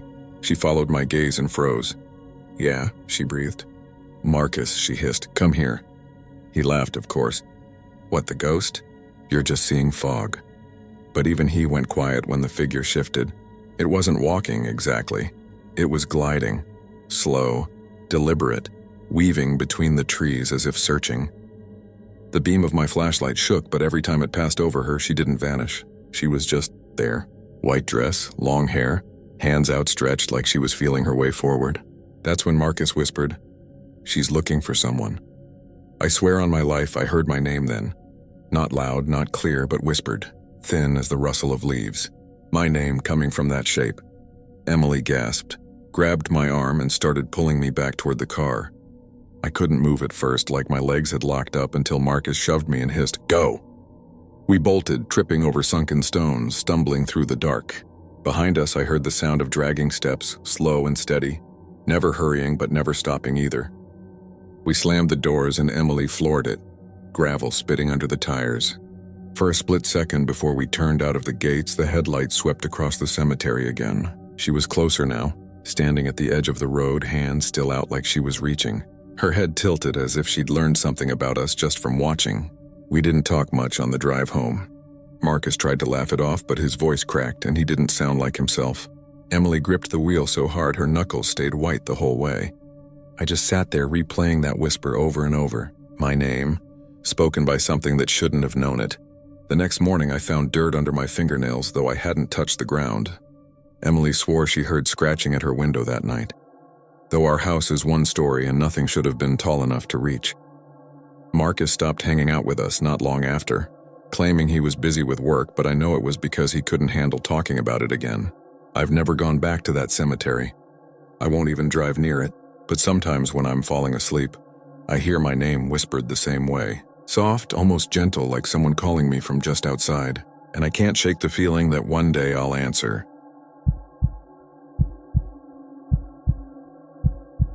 I don't care if anyone believes me, I just need to put this out there because it's been eating at me for years. This happened back when I was 22, living in Houston with my roommate James. We were broke college kids, always looking for free or cheap ways to kill time. One of James's girlfriends mentioned Glenwood Cemetery, said it was beautiful, not scary at all, and a great place to walk around. During the day it really was. Old marble monuments, ivy crawling over angel statues, sunlight catching on the stone in a way that felt more peaceful than grim. But the story I'm about to tell you didn't happen during the day. One night, James, his girlfriend Marissa, and I went there after midnight. Don't ask me why. We were stupid. Maybe trying to impress each other, maybe just bored. We parked down the street, hopped the low brick wall, and started wandering the pathways with only our phones for light. It was quiet, unnaturally quiet. No cars from the nearby streets, no night birds, not even the hum of insects. Just our shoes crunching gravel and the occasional nervous laugh. I remember the air feeling heavy, like the humidity had doubled in the span of 10 minutes.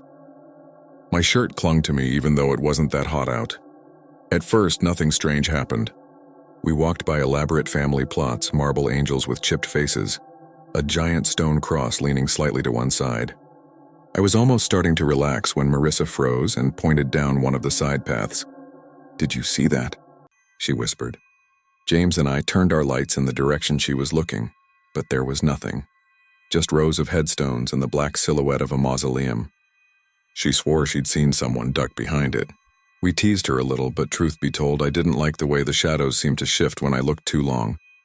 We kept moving, though, because none of us wanted to admit we were scared. That's when I noticed the static. At first it was subtle, like the faint buzz you get from standing under power lines. Then my arm hairs stood up, one by one, until my whole body prickled. James stopped and said, "Do you guys feel that?" Marissa nodded, clutching his arm. I wanted to say no, to brush it off, but my chest felt tight, like someone had laid a hand right over my heart and was pressing down. I actually stumbled a little because it made me dizzy. We were all trying to laugh it off when the crunching started. Not ours, this was heavier, slower, coming from behind us on the path we'd just walked. We spun around, lights cutting through the dark, but there was nobody there. Just silence again. Marissa whispered, "Let's go back." And honestly, I was ready to agree, but James had that stubborn streak. He said it was probably just an animal and insisted we keep going a little farther. We turned down another path, narrower this time, with thick trees overhead that blocked out most of the moonlight. That's when I saw it. Not clearly, not enough to describe a face or anything, but there was a shape, human-sized. It darted across the path maybe 20 feet in front of us, moving faster than anyone should be able to run. My phone light barely caught it, a blur of shadow that didn't quite look solid. Marissa gasped and grabbed James, who actually cursed out loud. I just froze. For a moment, none of us moved. Then came the sound. It wasn't footsteps this time. It was breathing. Not ours. I could hear ours, ragged and shaky. This was deeper, like someone standing right beside you in the dark, exhaling slow and deliberate. The problem was, when we whipped our lights around, there was no one there. My chest pounded so hard it hurt. I felt that pressure again, worse now, like invisible fingers were pressing into me. I couldn't catch my breath. Marissa started crying quietly, saying she wanted to leave. We finally convinced James to turn back, though it felt like we were being herded. Every time we tried to cut across the graves to shorten the walk, something in my gut screamed not to. So we stuck to the paths even though the crunching returned, pacing us from behind, stopping when we stopped. At one point, James spun around, holding his phone like a weapon, and yelled, "Who's there?" But nothing answered. Just that static in the air, buzzing in our teeth. When we reached the wall, I swear the pressure lifted all at once. The air felt lighter, cooler. My chest loosened, and for the first time in 20 minutes, I could breathe normally again. We scrambled over, practically running to the car.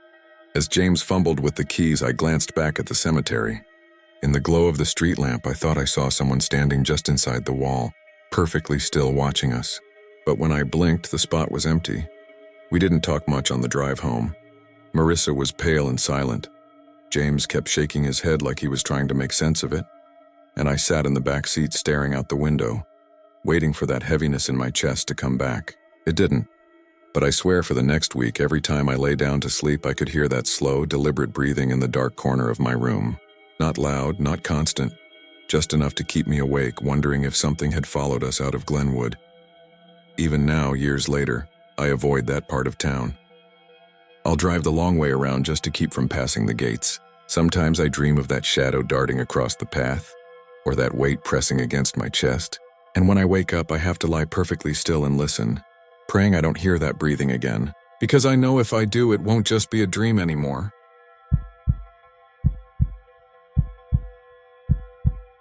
I don't care if anyone believes me, I just need to put this out there.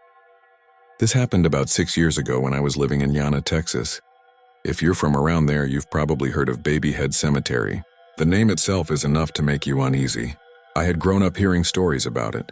How a little girl was murdered there a long time ago and her head was supposedly displayed on a stake at the entrance. Most people in town swore the whole thing was just folklore, but everyone also had a friend of a cousin who had gone there at night and came back shaken. I never thought much of it.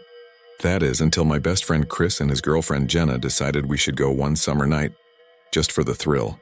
It was one of those humid Texas nights where the air sticks to your skin. We'd been driving around with nowhere to go, blasting old rock music in Chris's car. Eventually, Jenna brought up Babyhead Cemetery like it was a dare.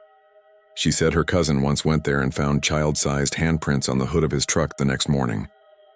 Chris laughed it off, but I could tell he was interested. I wasn't. The idea of walking around a graveyard in the middle of nowhere didn't sit right with me. But I didn't want to look like the coward of the group, so I went along. We got there close to midnight. The cemetery itself was tiny, surrounded by a rusted iron fence that leaned like it was tired of holding itself up. There were maybe a dozen old tombstones scattered around, most of them broken or half sunk into the dirt. A faded wooden sign with peeling paint read Babyhead Cemetery in blocky letters. Seeing the name written out like that gave me a cold feeling in my chest. Chris parked the car off the dirt road, leaving the headlights on. The beams stretched across the graves, throwing long shadows that seemed to twitch if you stared too long. The three of us walked through the gate. Jenna was already filming on her phone, making jokes about ghost children while Chris rattled the fence like it was some kind of stage prop. I just stuck close, scanning the graves. Everything was so quiet. No bugs buzzing, no wind in the trees. Just silence except for the crunch of our shoes on the dry dirt. At first, nothing happened. We wandered around, reading faded names off cracked headstones. Some of the graves were so small they had to belong to children. Jenna leaned down to brush dirt off one, and I swear I heard the faintest sound of crying. It was so soft I thought maybe I imagined it, like a little kid sobbing in the distance. I didn't say anything at first, but then Jenna froze, looking up from her phone. "Did you hear that?" she whispered. Chris shrugged it off, saying it was probably an animal. But I knew it wasn't. It wasn't the sound of an animal, it was unmistakably human and heartbreakingly young. We tried to laugh it away, but the mood shifted. Every few minutes, one of us would hear it again, those tiny broken sobs. Sometimes closer, sometimes farther. Chris kept joking, but his voice got tighter each time. Jenna stopped filming altogether. I told them maybe we should head back to the car. As we turned, I noticed something that made my stomach flip. On the hood of Chris's car, right in the center of the beam of the headlights, there was a fresh handprint.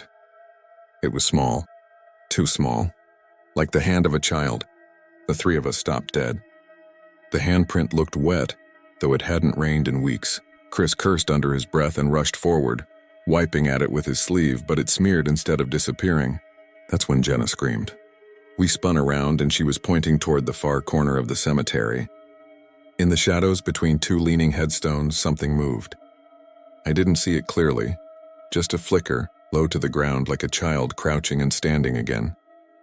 The crying picked up louder this time, almost right behind us. Chris grabbed Jenna's arm and bolted for the car, and I followed, not daring to look back. When we slammed the door shut, Chris fumbled with the keys, muttering that the car wouldn't start. Jenna was sobbing, clutching her phone against her chest. I was staring out the windshield and my breath caught in my throat. More handprints were forming.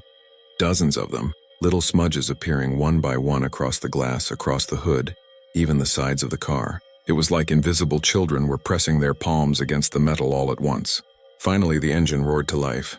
Chris peeled out so fast dirt sprayed everywhere. We didn't stop until we were back in town, parked under the harsh fluorescent lights of a gas station. The handprints were gone, just like that. Not a single trace left. Jenna swore she still had the video on her phone, but when she opened it, the recording was corrupted, just static and flickering shadows. None of us talked much about it after that. Chris insisted it was some kind of prank, though he could never explain how. Jenna moved away the following year, and I haven't seen her since. Sometimes I wonder if she remembers that night as vividly as I do. Every so often I drive past the turnoff that leads to Babyhead Cemetery. I never go down that road anymore, but I still hear it sometimes when the night is very quiet. That soft, broken crying of a child that isn't there. And I know deep down, if I ever stopped to listen too long, I'd see those little handprints on my car again.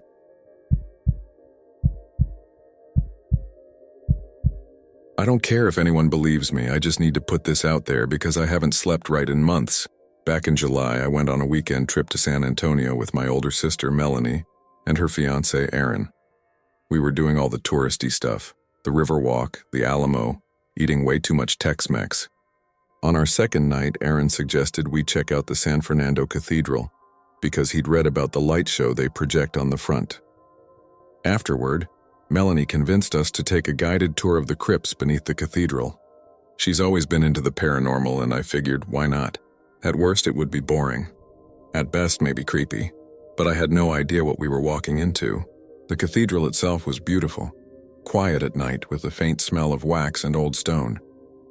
The tour guide was this older man with a soft Spanish accent who carried a flashlight even though the crypts were wired with dim bulbs.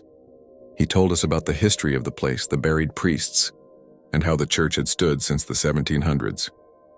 He also mentioned, almost jokingly, that people claimed to see figures in the pews and hear voices praying in Spanish. Melanie ate it up. Aaron rolled his eyes. I just kept my hands shoved in my hoodie, trying not to yawn. When we descended into the crypt, the air got heavy. It wasn't just cooler, it felt thick, like it had weight. The stone walls seemed to press in. There were alcoves with small marble markers, some names in English, some in Spanish, some too worn to read.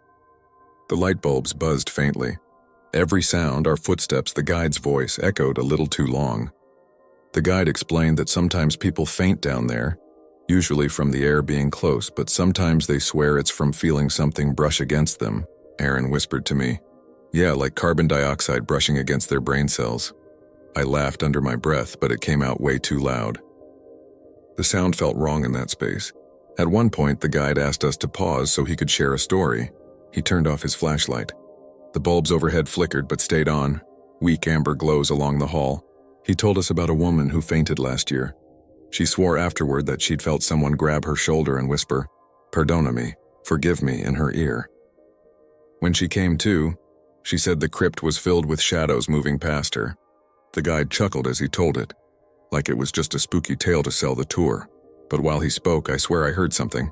A faint murmur just on the edge of hearing, like someone reciting a prayer too quietly to make out. I leaned closer to Melanie and asked if she heard it too. She frowned and nodded. Aaron shook his head, clearly thinking we were messing with him. The guide didn't react. He just kept talking, waving his flashlight beam along the markers. That was when one of the bulbs down the corridor popped with a faint crack. The light died, leaving that section in shadow. The guide muttered something in Spanish, annoyed, and said the wiring was old. But when the bulb went out, I thought I saw something move in that dark section. Not like a person walking, more like a figure gliding slowly past. I blinked and it was gone. Aaron noticed me staring and whispered, "Nice try." But I wasn't trying anything. Melanie was pale and clutching his arm now. She whispered, "I saw it too." That was enough to make Aaron shut up for once. The guide didn't acknowledge it. He just kept moving, saying we'd be wrapping up soon. But I swear his hand trembled a little as he held the flashlight. Toward the end, the group gathered near the stairs leading back up. I was hanging back, staring down the dim corridor. Everyone else was ahead. That's when I heard it again, clearer this time. A low voice speaking Spanish words I couldn't fully catch. It echoed as if it were right beside me, but when I spun around, the hall was empty. I froze, goosebumps rising up my neck. Then I felt it like fingertips brushing my hoodie just at my shoulder. Not a shove. Not even a grip. Just the gentlest, briefest touch, like someone testing if I was real. I bolted up the stairs, nearly tripping, pushing past Aaron and Melanie, who were startled by how fast I moved. Outside, the air felt too open, too bright, like stepping out of a nightmare. I told them what I felt, but Aaron just laughed nervously, saying the place was designed to mess with your head. Melanie believed me, though. She admitted that as we were climbing the stairs, she thought she heard someone whispering right behind her. Though nobody was there, we didn't talk about it the rest of the night. Back at the hotel, none of us slept well. I woke up twice thinking I heard someone murmuring in the corner of the room, though it always stopped when I sat up. Aaron swore the AC unit was making weird noises. Melanie wouldn't look at me when I asked if she heard it too. That trip was months ago, but since then I've had the same recurring dream. I'm standing in the crypt alone. The lights are dim, the air heavy. I can hear dozens of voices whispering, all in Spanish prayers, circling me. Then I feel a hand touch my shoulder and I wake up. Every single time. Last week I woke up so sure someone had been in my room that I searched the entire apartment at 3 a.m. Of course, nothing was there. I don't know what I brought back from those crypts. I don't know if it's all in my head or if something decided to follow me. All I know is the dreams keep coming. And sometimes when I'm alone in my apartment at night, I hear that faint murmur again just beyond the walls. I can't understand the words. I don't want to. And if I ever hear "Perdona-me" whispered in my ear, I don't think I'll wake up at all.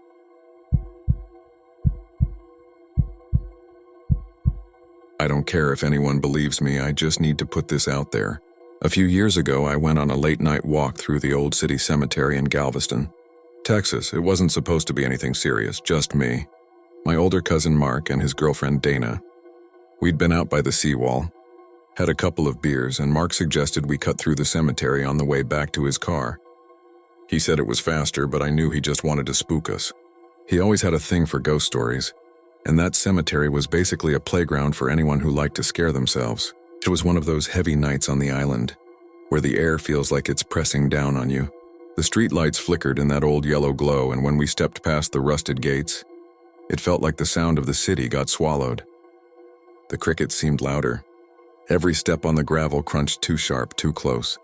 I remember Dana clinging to Mark's arm, whispering that it felt disrespectful, but he just laughed and said the people buried there had bigger things to worry about. At first, it was just what you'd expect. Leaning headstones, cracked mausoleums, little stone angels with their faces weathered away. I noticed something strange right off, though. The ground seemed uneven, like mounds and dips where there shouldn't have been. I remembered hearing about storms in Galveston that unearthed coffins, bodies washing up in streets after floods. The idea of walking over that made my stomach twist. We hadn't gone far when Dana froze and hissed for us to stop. She swore she heard someone breathing behind us. We all turned, but there was nothing. Just the gate, black against the dim street beyond. Mark teased her, but even he looked a little uneasy. We kept moving slower now, sticking closer together. That's when I noticed it, the smell. Damp earth, sure, but beneath that, something sweet and rotten, like flowers that had been left to decay in water. Halfway through, we passed an above-ground vault. Its stone door cracked open just enough to see the darkness inside. Dana wouldn't look at it. Mark shone his phone flashlight in, but the glare just bounced back. No bottom, no sense of depth. Just a black that ate the light. I told him to quit messing around and keep walking. The deeper we went, the stranger it got. We heard what sounded like whispers. At first, I thought it was the wind in the trees, but the air was still. It was faint, like 2 or 3 voices talking low, the words impossible to catch. Dana squeezed my arm and begged us to turn back. Mark, stubborn as always, insisted we were almost through. And then, I swear to you, we saw her. A woman in what looked like an old morning dress standing a few rows over. She wasn't glowing or transparent like you see in movies. She looked solid, like someone had just stepped out of time. Her dress was black, puffed sleeves, a veil covering her face. She didn't move. She just stood there, hands clasped, looking toward the ground. Mark whispered, "Hello?" like he expected her to answer. She didn't, but the air shifted like pressure in the room changing before a storm. Dana started crying, saying she wanted to leave right then. I'll never forget the way Mark's voice shook when he tried to laugh it off. For once, he wasn't in control. We turned back, deciding to retrace our steps to the gate. But when we looked over our shoulders, she was closer. Not walking, not stepping, just closer. The same stance, same veil, but now only 2 rows away. I don't even remember running. 1 second we were frozen, and the next our feet were pounding the gravel. My chest felt like it would explode. We burst out the gates, nearly knocking into a passing car. The driver honked, cursing at us, but I didn't care. We didn't stop until we were blocks away, bent over and gasping for breath. Here's the part that unsettles me most. When we finally calmed down enough to speak, Mark tried to joke again, but his voice cracked. He admitted, quietly, that while we ran, he swore he felt hands grabbing at his shoulders. Cold hands, like they were trying to drag him back. Dana refused to ever talk about it again. She dumped Mark a few weeks later. I've been back to Galveston a handful of times since, but never again near that cemetery. Locals say storms bring the dead closer to the surface there, like the island can't keep them buried. I don't know what we saw, or if she was ever really there in the way a living person is. But sometimes when I'm lying awake at night, I picture that figure standing still in the rows of cracked stones waiting for someone foolish enough to step inside again, and I can't shake the feeling that if I ever did, she'd already be closer than I think.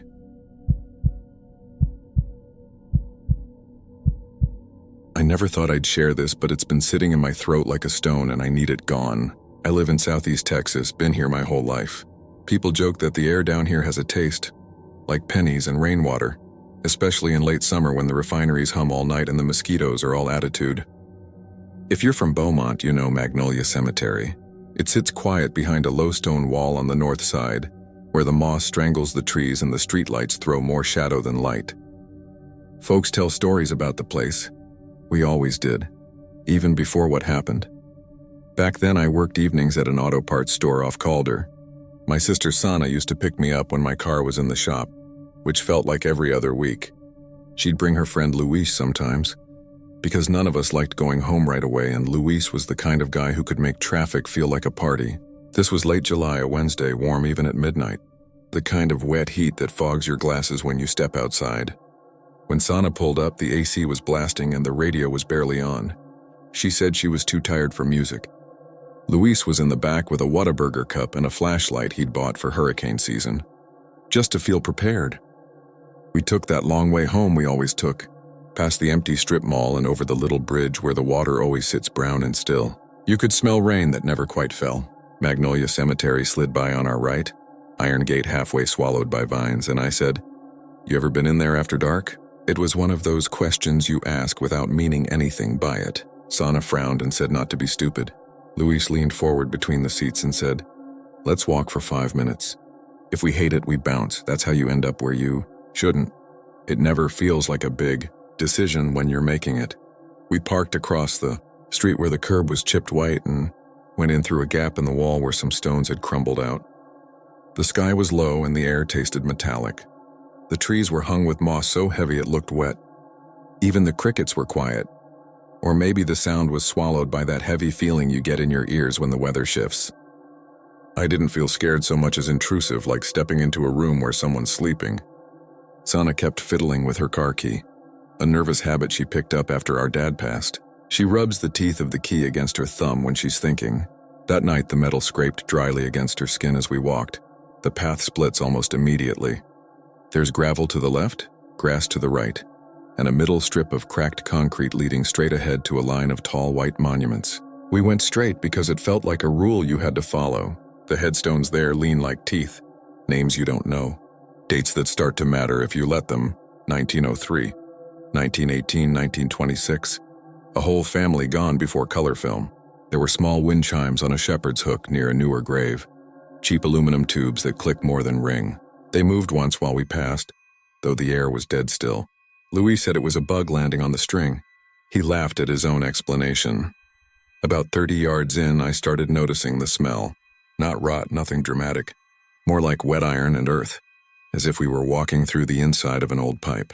It seemed normal for a cemetery after a damp day, but the odor got stronger the deeper we went, like the ground itself was sweating.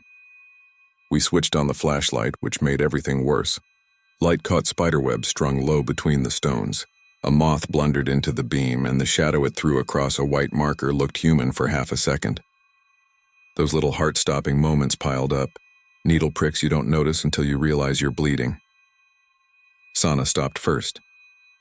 She put a hand on my arm and pointed without speaking. There was someone ahead of us, barely beyond the reach of the flashlight. A woman in a black dress, the kind you only see in old photographs. Sleeves down to the wrists despite the heat. Her head was bowed and there was a veil, I think. Something soft and dark that erased her face. She stood at a slight angle to us, hands folded like she was at church. We froze. Luis whispered, probably a mourner. But who mourns at nearly 1 a.m? The three of us stood there listening to our own breathing until Luis nudged me with the flashlight, and we took a few steps closer. "Ma'am," I said, "because you fall back on manners when you don't know what else to do. We didn't mean to bother you." She didn't move. Not a flinch. I could hear the pinpoint sound of a drop of water falling from a tree leaf to the ground, and the soft rattle of those chimes again. Sana whispered that we should go. Luis said, "Hang on. He hates loose ends. He hates unanswered questions." He stepped 2 more feet and the flashlight found the line of her shoulder. The fabric was flat and matte like old wool. No shine. I don't know why that stood out, but it did. The air around us went colder by a little. The way the inside of a church always feels 10 degrees lower than outside even when the door's been open all day. It's hard to explain that drop without sounding dramatic. It wasn't like seeing your breath. It was subtler than that, like the sweat on your back suddenly chilled. I said, "Ma'am," again, and this time the woman raised one hand, palm facing down, and hovered it over the grave she stood by. It looked like a gesture people make when they're checking if the stove is still warm. Her fingers didn't tremble. She wasn't old, not by her posture. She was that kind of straight-backed you only see on dancers and people who practice standing still for a living. The three of us waited for something to happen. For her to speak, to turn, to notice us, anything. The silence had weight. Luis lowered the flashlight beam so it wasn't in her face, even though we couldn't actually see her face. The beam stopped at the headstone. From where we stood, I could make out a first name, Cora, and a date that ended with 1904. The rest was chewed by age. Sana tugged at my sleeve and said my name, soft. She does that when she's scared. She says your name the way a kid says it when they need an adult to confirm that what they're seeing is normal. I told her we'd leave and we started to back away.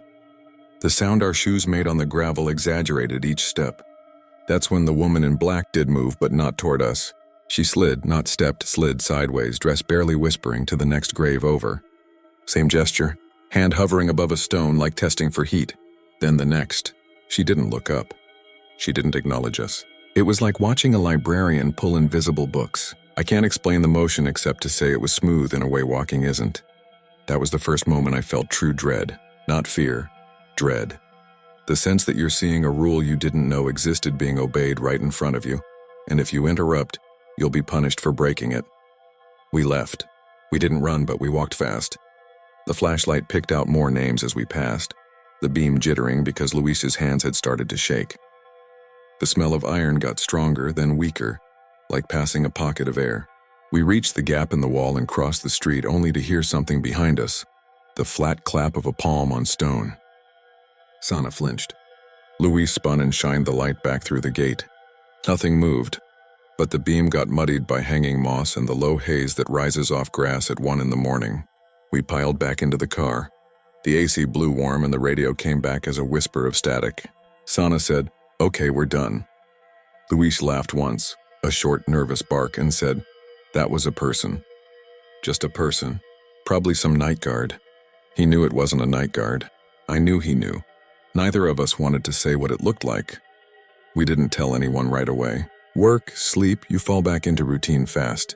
3 nights later, I had a closing shift again. When I came out, my phone buzzed with 3 messages from Luis in quick succession, all voice notes. He said he was outside Magnolia with a coworker named Trish, and they were going to go walk for a minute because the rain had finally come through and cooled everything off. He joked that he'd bring the librarian some flowers. I texted him back to leave it alone. He didn't reply. I didn't sleep much that night. Storms in Beaumont make the power blink and the digital clocks go back to 12 year there if you don't have a backup. Around 2, my bedroom felt weirdly bright, the way it does when the clouds keep catching lightning far away and throwing the sky on like a low lamp. I kept catching myself listening, like how you lean at a door to hear if someone's there. I told myself I was waiting for the AC to kick on. I woke up late, checked my phone, and there was a new message from Luis. 1 line of text, Sent just after 1 in the morning. She stops at random, he wrote. You can't predict where she'll go. I called him immediately. He didn't pick up. I called Sana and she groaned and asked why I was up so early on my day off. I read her the text. She was quiet a moment. Then she said she'd swing by Luis's place on her way to work and check in. Around noon, she called me back. Luis wasn't home. He texted her, "Power is out. Phone at 5%. We'll call later." That was it. He worked the evening shift and I couldn't shake the feeling in my neck, like little fingers walking up the back of it. Close to dusk, a thunderhead built up over the city. The light went yellow. I took the long way to the store and drove past the cemetery. The gate was closed, but there's a gap you can see through from the stop sign. I slowed. In the trees, the hanging moss moved even though there wasn't enough wind to bend the lower branches. It moved like something invisible had just passed through. That same night, close to closing, an older man came into the store for headlight bulbs. He was one of our regulars, a groundskeeper for the city, thin mustache, always wearing a faded Astros cap, Mr. Tally. He asked about my sister because she'd rung him up 2 days earlier and remembered his name without looking at the credit card, which he liked. I asked him if he ever did cleanup at Magnolia. He gave me a long look and said, "Sure. Everybody takes a turn out there, especially after storms when branches come down." I told him we'd been in there the other night and asked if there was a night guard or someone who wore black. He shook his head. "Ain't no guard," he said. "Just kids and folks that don't know how to leave the past on its side of the fence." He hesitated then and added, "You see the lady, you mean?"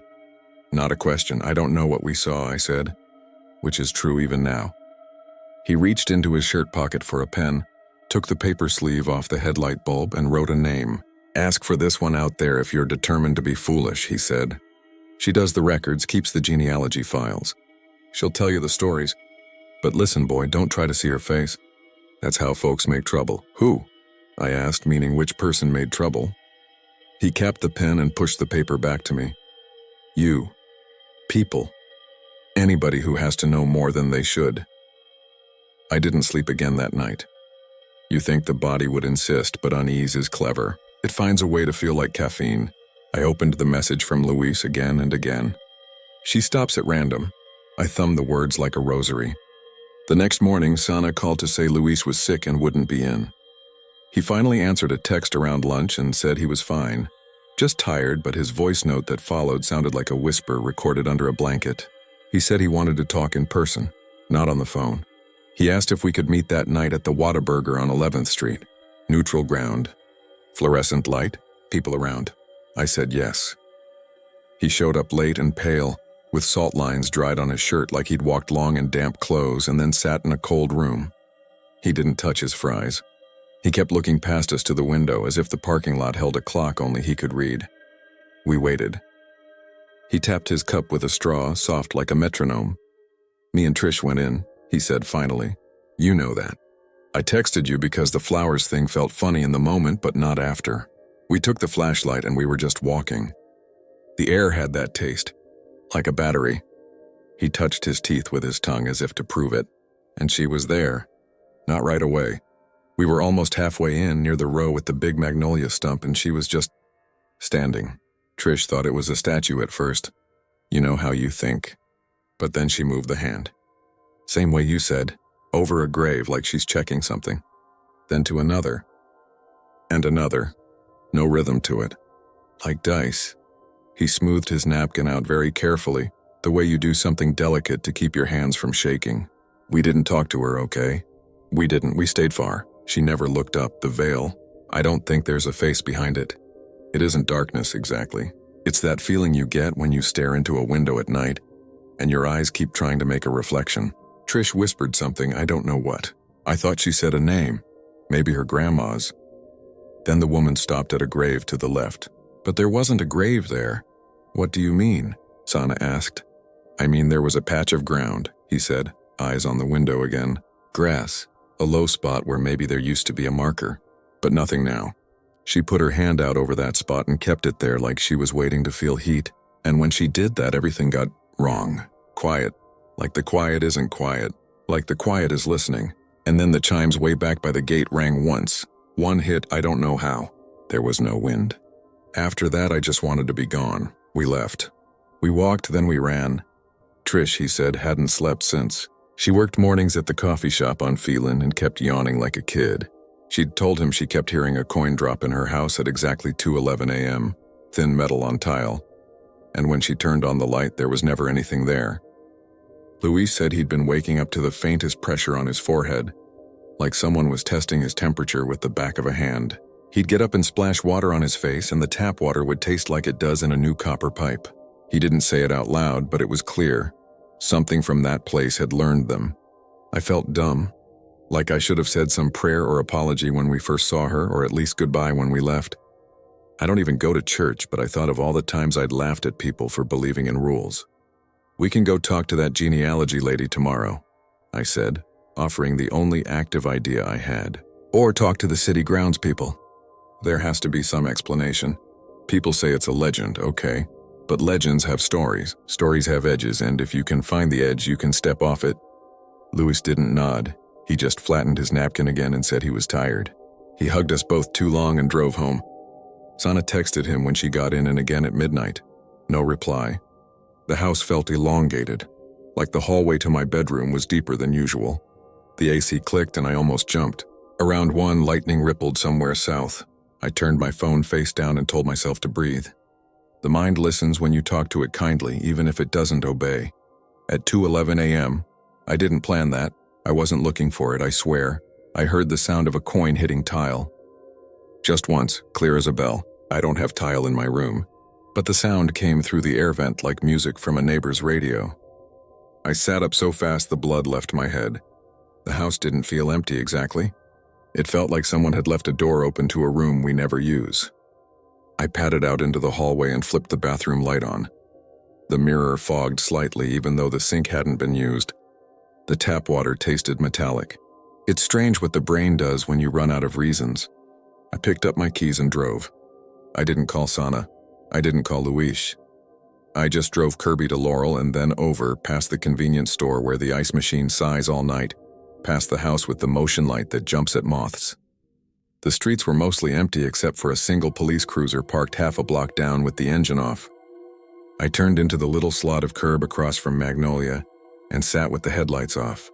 Clouds moved low, heavy as wet cardboard. The iron fence cut the cemetery into sections of deeper dark. I sat there long enough for the engine tick to go quiet. Somewhere far, a train blew a soft, tired horn. I don't know what I thought I was going to do. Apologize, bargain? I got out of the car quietly because quiet felt respectful, and I walked to the gap in the wall. The air inside had that battery tang like the atmosphere had teeth. I stayed on the path and let my eyes adjust. The moss moved without moving, a trick of shadow. About 40 feet in by the line of tall white monuments, I saw her, not by motion but by absence. The black shape that shouldn't be there in the gray of everything else. Veiled, head bowed, hand hovering over a stone I couldn't read. I didn't call out. I didn't step closer. I knew better than that now. A minute passed or an hour. The night has a way of stretching time when you're afraid to breathe too loud. She moved to another marker. I told myself to count the seconds between movements, to find a pattern like you do with traffic lights. I couldn't keep count. The chimes near the gate ticked once like a fingernail, and then she did something I hadn't seen before. She turned, not her head, but her whole self a fraction, as if listening to something behind me. Then her hand lifted, palm open, and hovered over empty grass a few feet down the row. That spot I mentioned, no marker, just a settled low place where the mower blades dip. I knew somehow she wasn't checking for heat. She was marking it, like a teacher tapping a desk with a knuckle when a student is absent. The air pressure changed, small and insistent, like when a big truck passes your house and the windows flex. In the distance, a door slammed once, or maybe it was only a branch letting go of rainwater and hitting earth. I stood very still and thought of my sister's voice when she says my name the way she does. I thought of my own name and how it sounds when my mother says it only on the phone now, because she moved to Dallas. It's strange, the things that keep you in your body. I whispered, "We're leaving you alone. We're sorry," and backed up 2 steps. The chimes by the gate sounded twice, soft, distant enough. I went home. I lay in bed fully dressed and listened for coins. None fell. In the morning, I texted Luis right after dawn. He didn't reply. We didn't hear from him all day. By evening, the worry became actionable, and Sana drove to his apartment while I followed. His car was there. His neighbor, a woman who waters her potted plants like they're royalty, said she'd heard his door open at 2 a.m. and close again a minute later. He wasn't inside.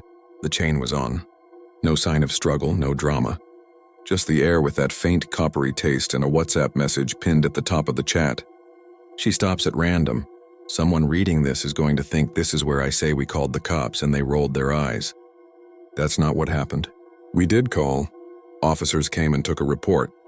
One of them, a younger guy with hair he kept shoving back like it toggled his thoughts, glanced at the cemetery when he stepped outside to radio and didn't look back.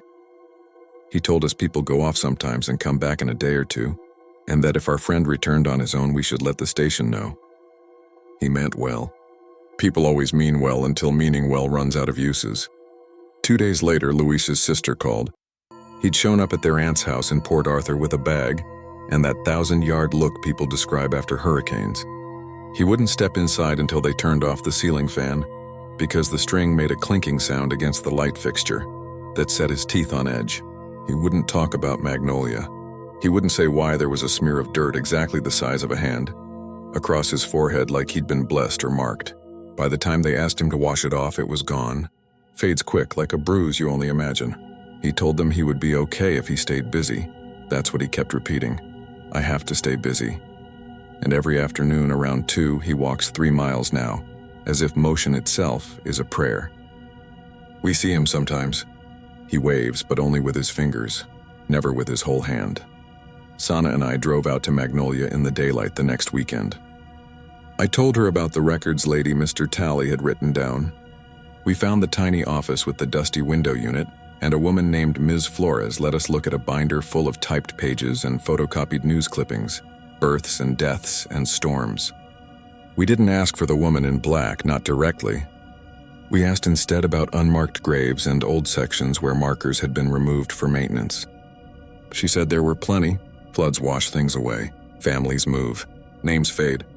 I asked about a Cora who died in 1904. She tapped the edge of a page with a neat fingernail painted the color of plums. There's a Cora Mayfield, she said. September of that year. No plot number recorded. She looked at me as if the air behind me had moved. Why are you asking? No reason, I lied, and we thanked her and left. It felt like stepping out of a library back into sun after hours spent under fluorescent light. The brightness didn't help. On the way to the car, we passed a man kneeling by a grave rubbing damp leaves off the top with a folded napkin, slow and careful the way Luis had smoothed his. He didn't look up. People can live whole days inside a single motion like that. It's been months. The city moved from the wet heat into the thinner kind you get in October, where mornings almost pretended winter. At night, if the wind is right, you can still smell the refineries. A clean bite smell that makes you think of long highways and headlights going anywhere but here. I changed routes. I don't drive past Magnolia if I can help it, though sometimes the traffic funnels you in that direction and you end up at the red light staring at the gate. It's weird, every time I decide not to look, I do. I glance, not long, just enough to make sure the outline of the entrance is the same as it was. The moss the same, the shadows ordinary. Once, while I waited, I saw a figure in black between the trees. Not moving, not doing anything at all. The chimes at the gate quivered. The light turned green and I didn't go until the car behind me tapped the horn. Sana won't talk about any of it after sunset. That's her rule now. She changed her key habit. No more scraping the metal against her thumb. She bought a little rubber cover for it so it doesn't make a noise when she fidgets. Luis is getting better. If better means he laughs at jokes again and can stand in the canned soup aisle for more than a minute without pressing his lips together like the shelves are whispering. He told me once that he's developed this small new behavior. When he walks into a room, any room, he pauses and bows his head for the length of one breath. He doesn't know why. He says it calms him. I didn't tell him he picked it up from her. I haven't gone back at night. I tell myself there's no point. I tell myself you can't know what someone is mourning by how they stand. You can't know if it's grief at all. Maybe it's inventory. Maybe it's a roll call nobody else hears. But when the wind comes from the east and the trees outside my duplex make that thin brushing sound against the siding, like long skirts finding their way through narrow spaces, I lie awake and listen for that single coin on tile. That little metallic ping that means a name was read in a place where the markers are gone. Nothing dramatic has happened. No doors slam, no windows rattle. I go to work. I come home. I try to keep busy. Most nights I succeed. Last week I bought new wiper blades for my car. Late afternoon, sun low, everything copper. I opened the trunk, pulled out the box, and found a strip of paper tucked inside the instruction sheet. It was a slip I recognized immediately because I'd handled 100 like it at the store. A return tag from our own printer. 2 words were stamped by mistake where the "thank you" should have been, like the ink shifted when the machine jammed. No match. I tossed it without thinking and then fished it back out. I don't know why it felt important. I set it on the passenger seat and drove home with the AC off because the breeze smelled like rain, but nothing fell. When I parked, there was the faintest smudge on the inside of my windshield, right at forehead height. The size of a hand settled lightly through glass. I wiped it with my sleeve. It didn't come off right away, not until I pressed harder than I meant to. The smear vanished and there was my own reflection, just me, tired and ordinary. I stood there for a long time with my keys in my hand, not moving, listening to the neighborhood sounds. The kid 2 doors over practicing trumpet. The UPS truck downshifting. A dog collar clinking once as the animal shook itself awake. Ordinary things. None of it proof of anything. If you ever go walking at Magnolia, I can't tell you not to. People will do what people do. But if you see her, and if you do, you'll know, don't call out. Don't try to be kind or brave in that performative way we all do now, for a story later. Stand still a moment. Make your apology in your head, not with your mouth. Let her finish whatever it is she's doing, because it isn't for you. And if she lifts her hand over a patch where there's nothing to mark what was once there, show some respect to empty space. Walk back the way you came without looking for rhythm. Do not try to see her face. I'm writing this now because 2 nights ago the coin started again. Not from the vent this time, but from somewhere inside the walls. Just one each night, same time. An alarm you don't set. Last night I pressed my forehead to the cool sheetrock until the sound stopped, which it did right on schedule. I slept fine after. I dreamed of wind chimes that ring once and then settle, and a careful hand hovering above names that have washed clean off stone. When I woke, there was a taste in my mouth like the air after lightning. It's nothing, probably. Just summer. Just Beaumont. Just me. And later tonight, well, later I'll keep myself busy. I'll do dishes no one will see and wipe away smudges that aren't there, and stand quietly in doorways for no good reason before I step through. If I hear the little ping again, I will not follow it. I'll say goodnight under my breath to nobody at all and listen to the moss-thick trees move without wind. I'll wait for the AC to kick in, the lights to blink, the clocks to keep time. I'll pretend the woman in black bows her head only for the dead. I'll pretend I believe it. And if, while I'm pretending, a shadow crosses a window and pauses like someone checking a list, I'll do what I've been doing since that first walk. I'll keep my eyes down. I'll let her stop at random. I'll let her pass.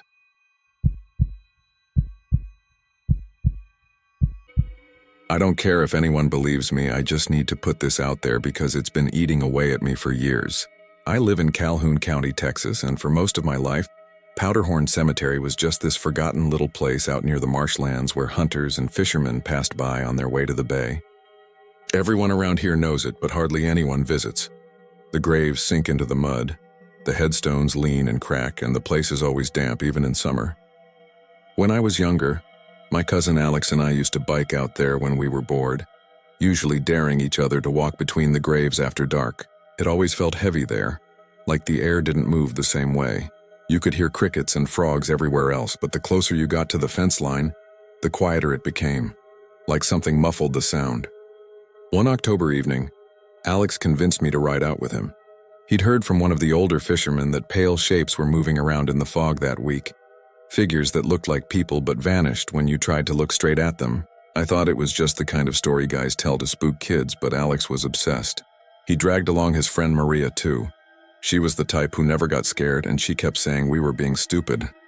We got there just after sunset, when the light was dim but not gone and the fog was already starting to roll in off the water. The cemetery looked like it was floating in it. We dropped our bikes at the fence and slipped inside through a gap. At first it was almost fun. Maria teased us, pointing at cracked statues and pretending they moved. We walked between graves that were half swallowed by marsh grass, reading the worn names out loud. I remember one marker that had no date, just a last name carved shallow like whoever made it gave up halfway. Alex thought that was hilarious until we heard something splash. Not a frog plopping into the water, heavier like a boot hitting mud. We froze. There wasn't anyone else out there, not that late. We called out once, but no one answered. The fog thickened, curling low around the graves, and that's when I noticed the ground. Dark, wet prints leading between the stones. They weren't ours. We had sneakers, but these looked long, narrow, bare, and they were fresh, still glistening. Maria laughed, but it was forced. She told us some hunter probably came through earlier. But the prints didn't just stop. They seemed to appear out of nowhere, like the first one was in the middle of an open patch of grass. No track leading to it. Alex followed them, and against my better judgment, we trailed behind. The prints curved between two leaning headstones and disappeared near a sunken grave where water had pooled. Alex swore he saw something move in the mist. He said it was a man, but thinner, almost see-through. I only caught a glimpse of something pale shifting before it melted back into the fog. That's when we heard breathing. Not ours, slower, damp, almost rattling like it was coming from the wet earth itself. We all backed away, but Alex, being Alex, whispered hello into the fog. I'll never forget what happened next. The air grew colder, sharp enough that I could see my breath even though it was a warm night. The mist in front of us pulled together, forming what looked like shoulders, a head, arms. Not solid, but not gone either. And just when I thought I was imagining it, the ground squelched and new wet footprints appeared right in front of us, one after another, like something invisible was walking forward. Maria grabbed Alex and yanked him back, shouting at both of us to run. We didn't need more convincing. We bolted through the gap in the fence, jumped on our bikes, and pedaled until we couldn't breathe. None of us spoke until we reached the gas station on the highway. Even then, Alex tried to laugh it off, but his hands were shaking so badly he couldn't hold his soda. Maria swore she'd never go near that place again. And me, I couldn't stop thinking about how those prints hadn't dried even after we stood there for minutes. The ground should have absorbed the water, but it was like the earth refused. A week later, Alex went back alone. He didn't tell us, but his mom found his bike leaning against that same fence. And he didn't come home until nearly dawn. When he finally did, he wouldn't talk about it. He wouldn't even look at me. Just said, "Don't ask," and locked himself in his room. He's different now. Jumps at small noises, never goes near the marsh. Maria moved away the next year and won't answer my texts if I bring it up. Sometimes when I drive past that stretch of road at night, I see the fog curling low over the cemetery. Once I swore I caught the shape of someone standing just inside the fence. Pale, still, almost waiting. I kept my eyes on the road, but in my rearview mirror, I thought I saw wet tracks glistening across the asphalt. I blinked and they were gone. But I know what I saw, and I don't stop anywhere near Powderhorn anymore. I don't even slow down, because whatever's out there doesn't want to be seen, and the one time I looked too closely, it almost noticed me back.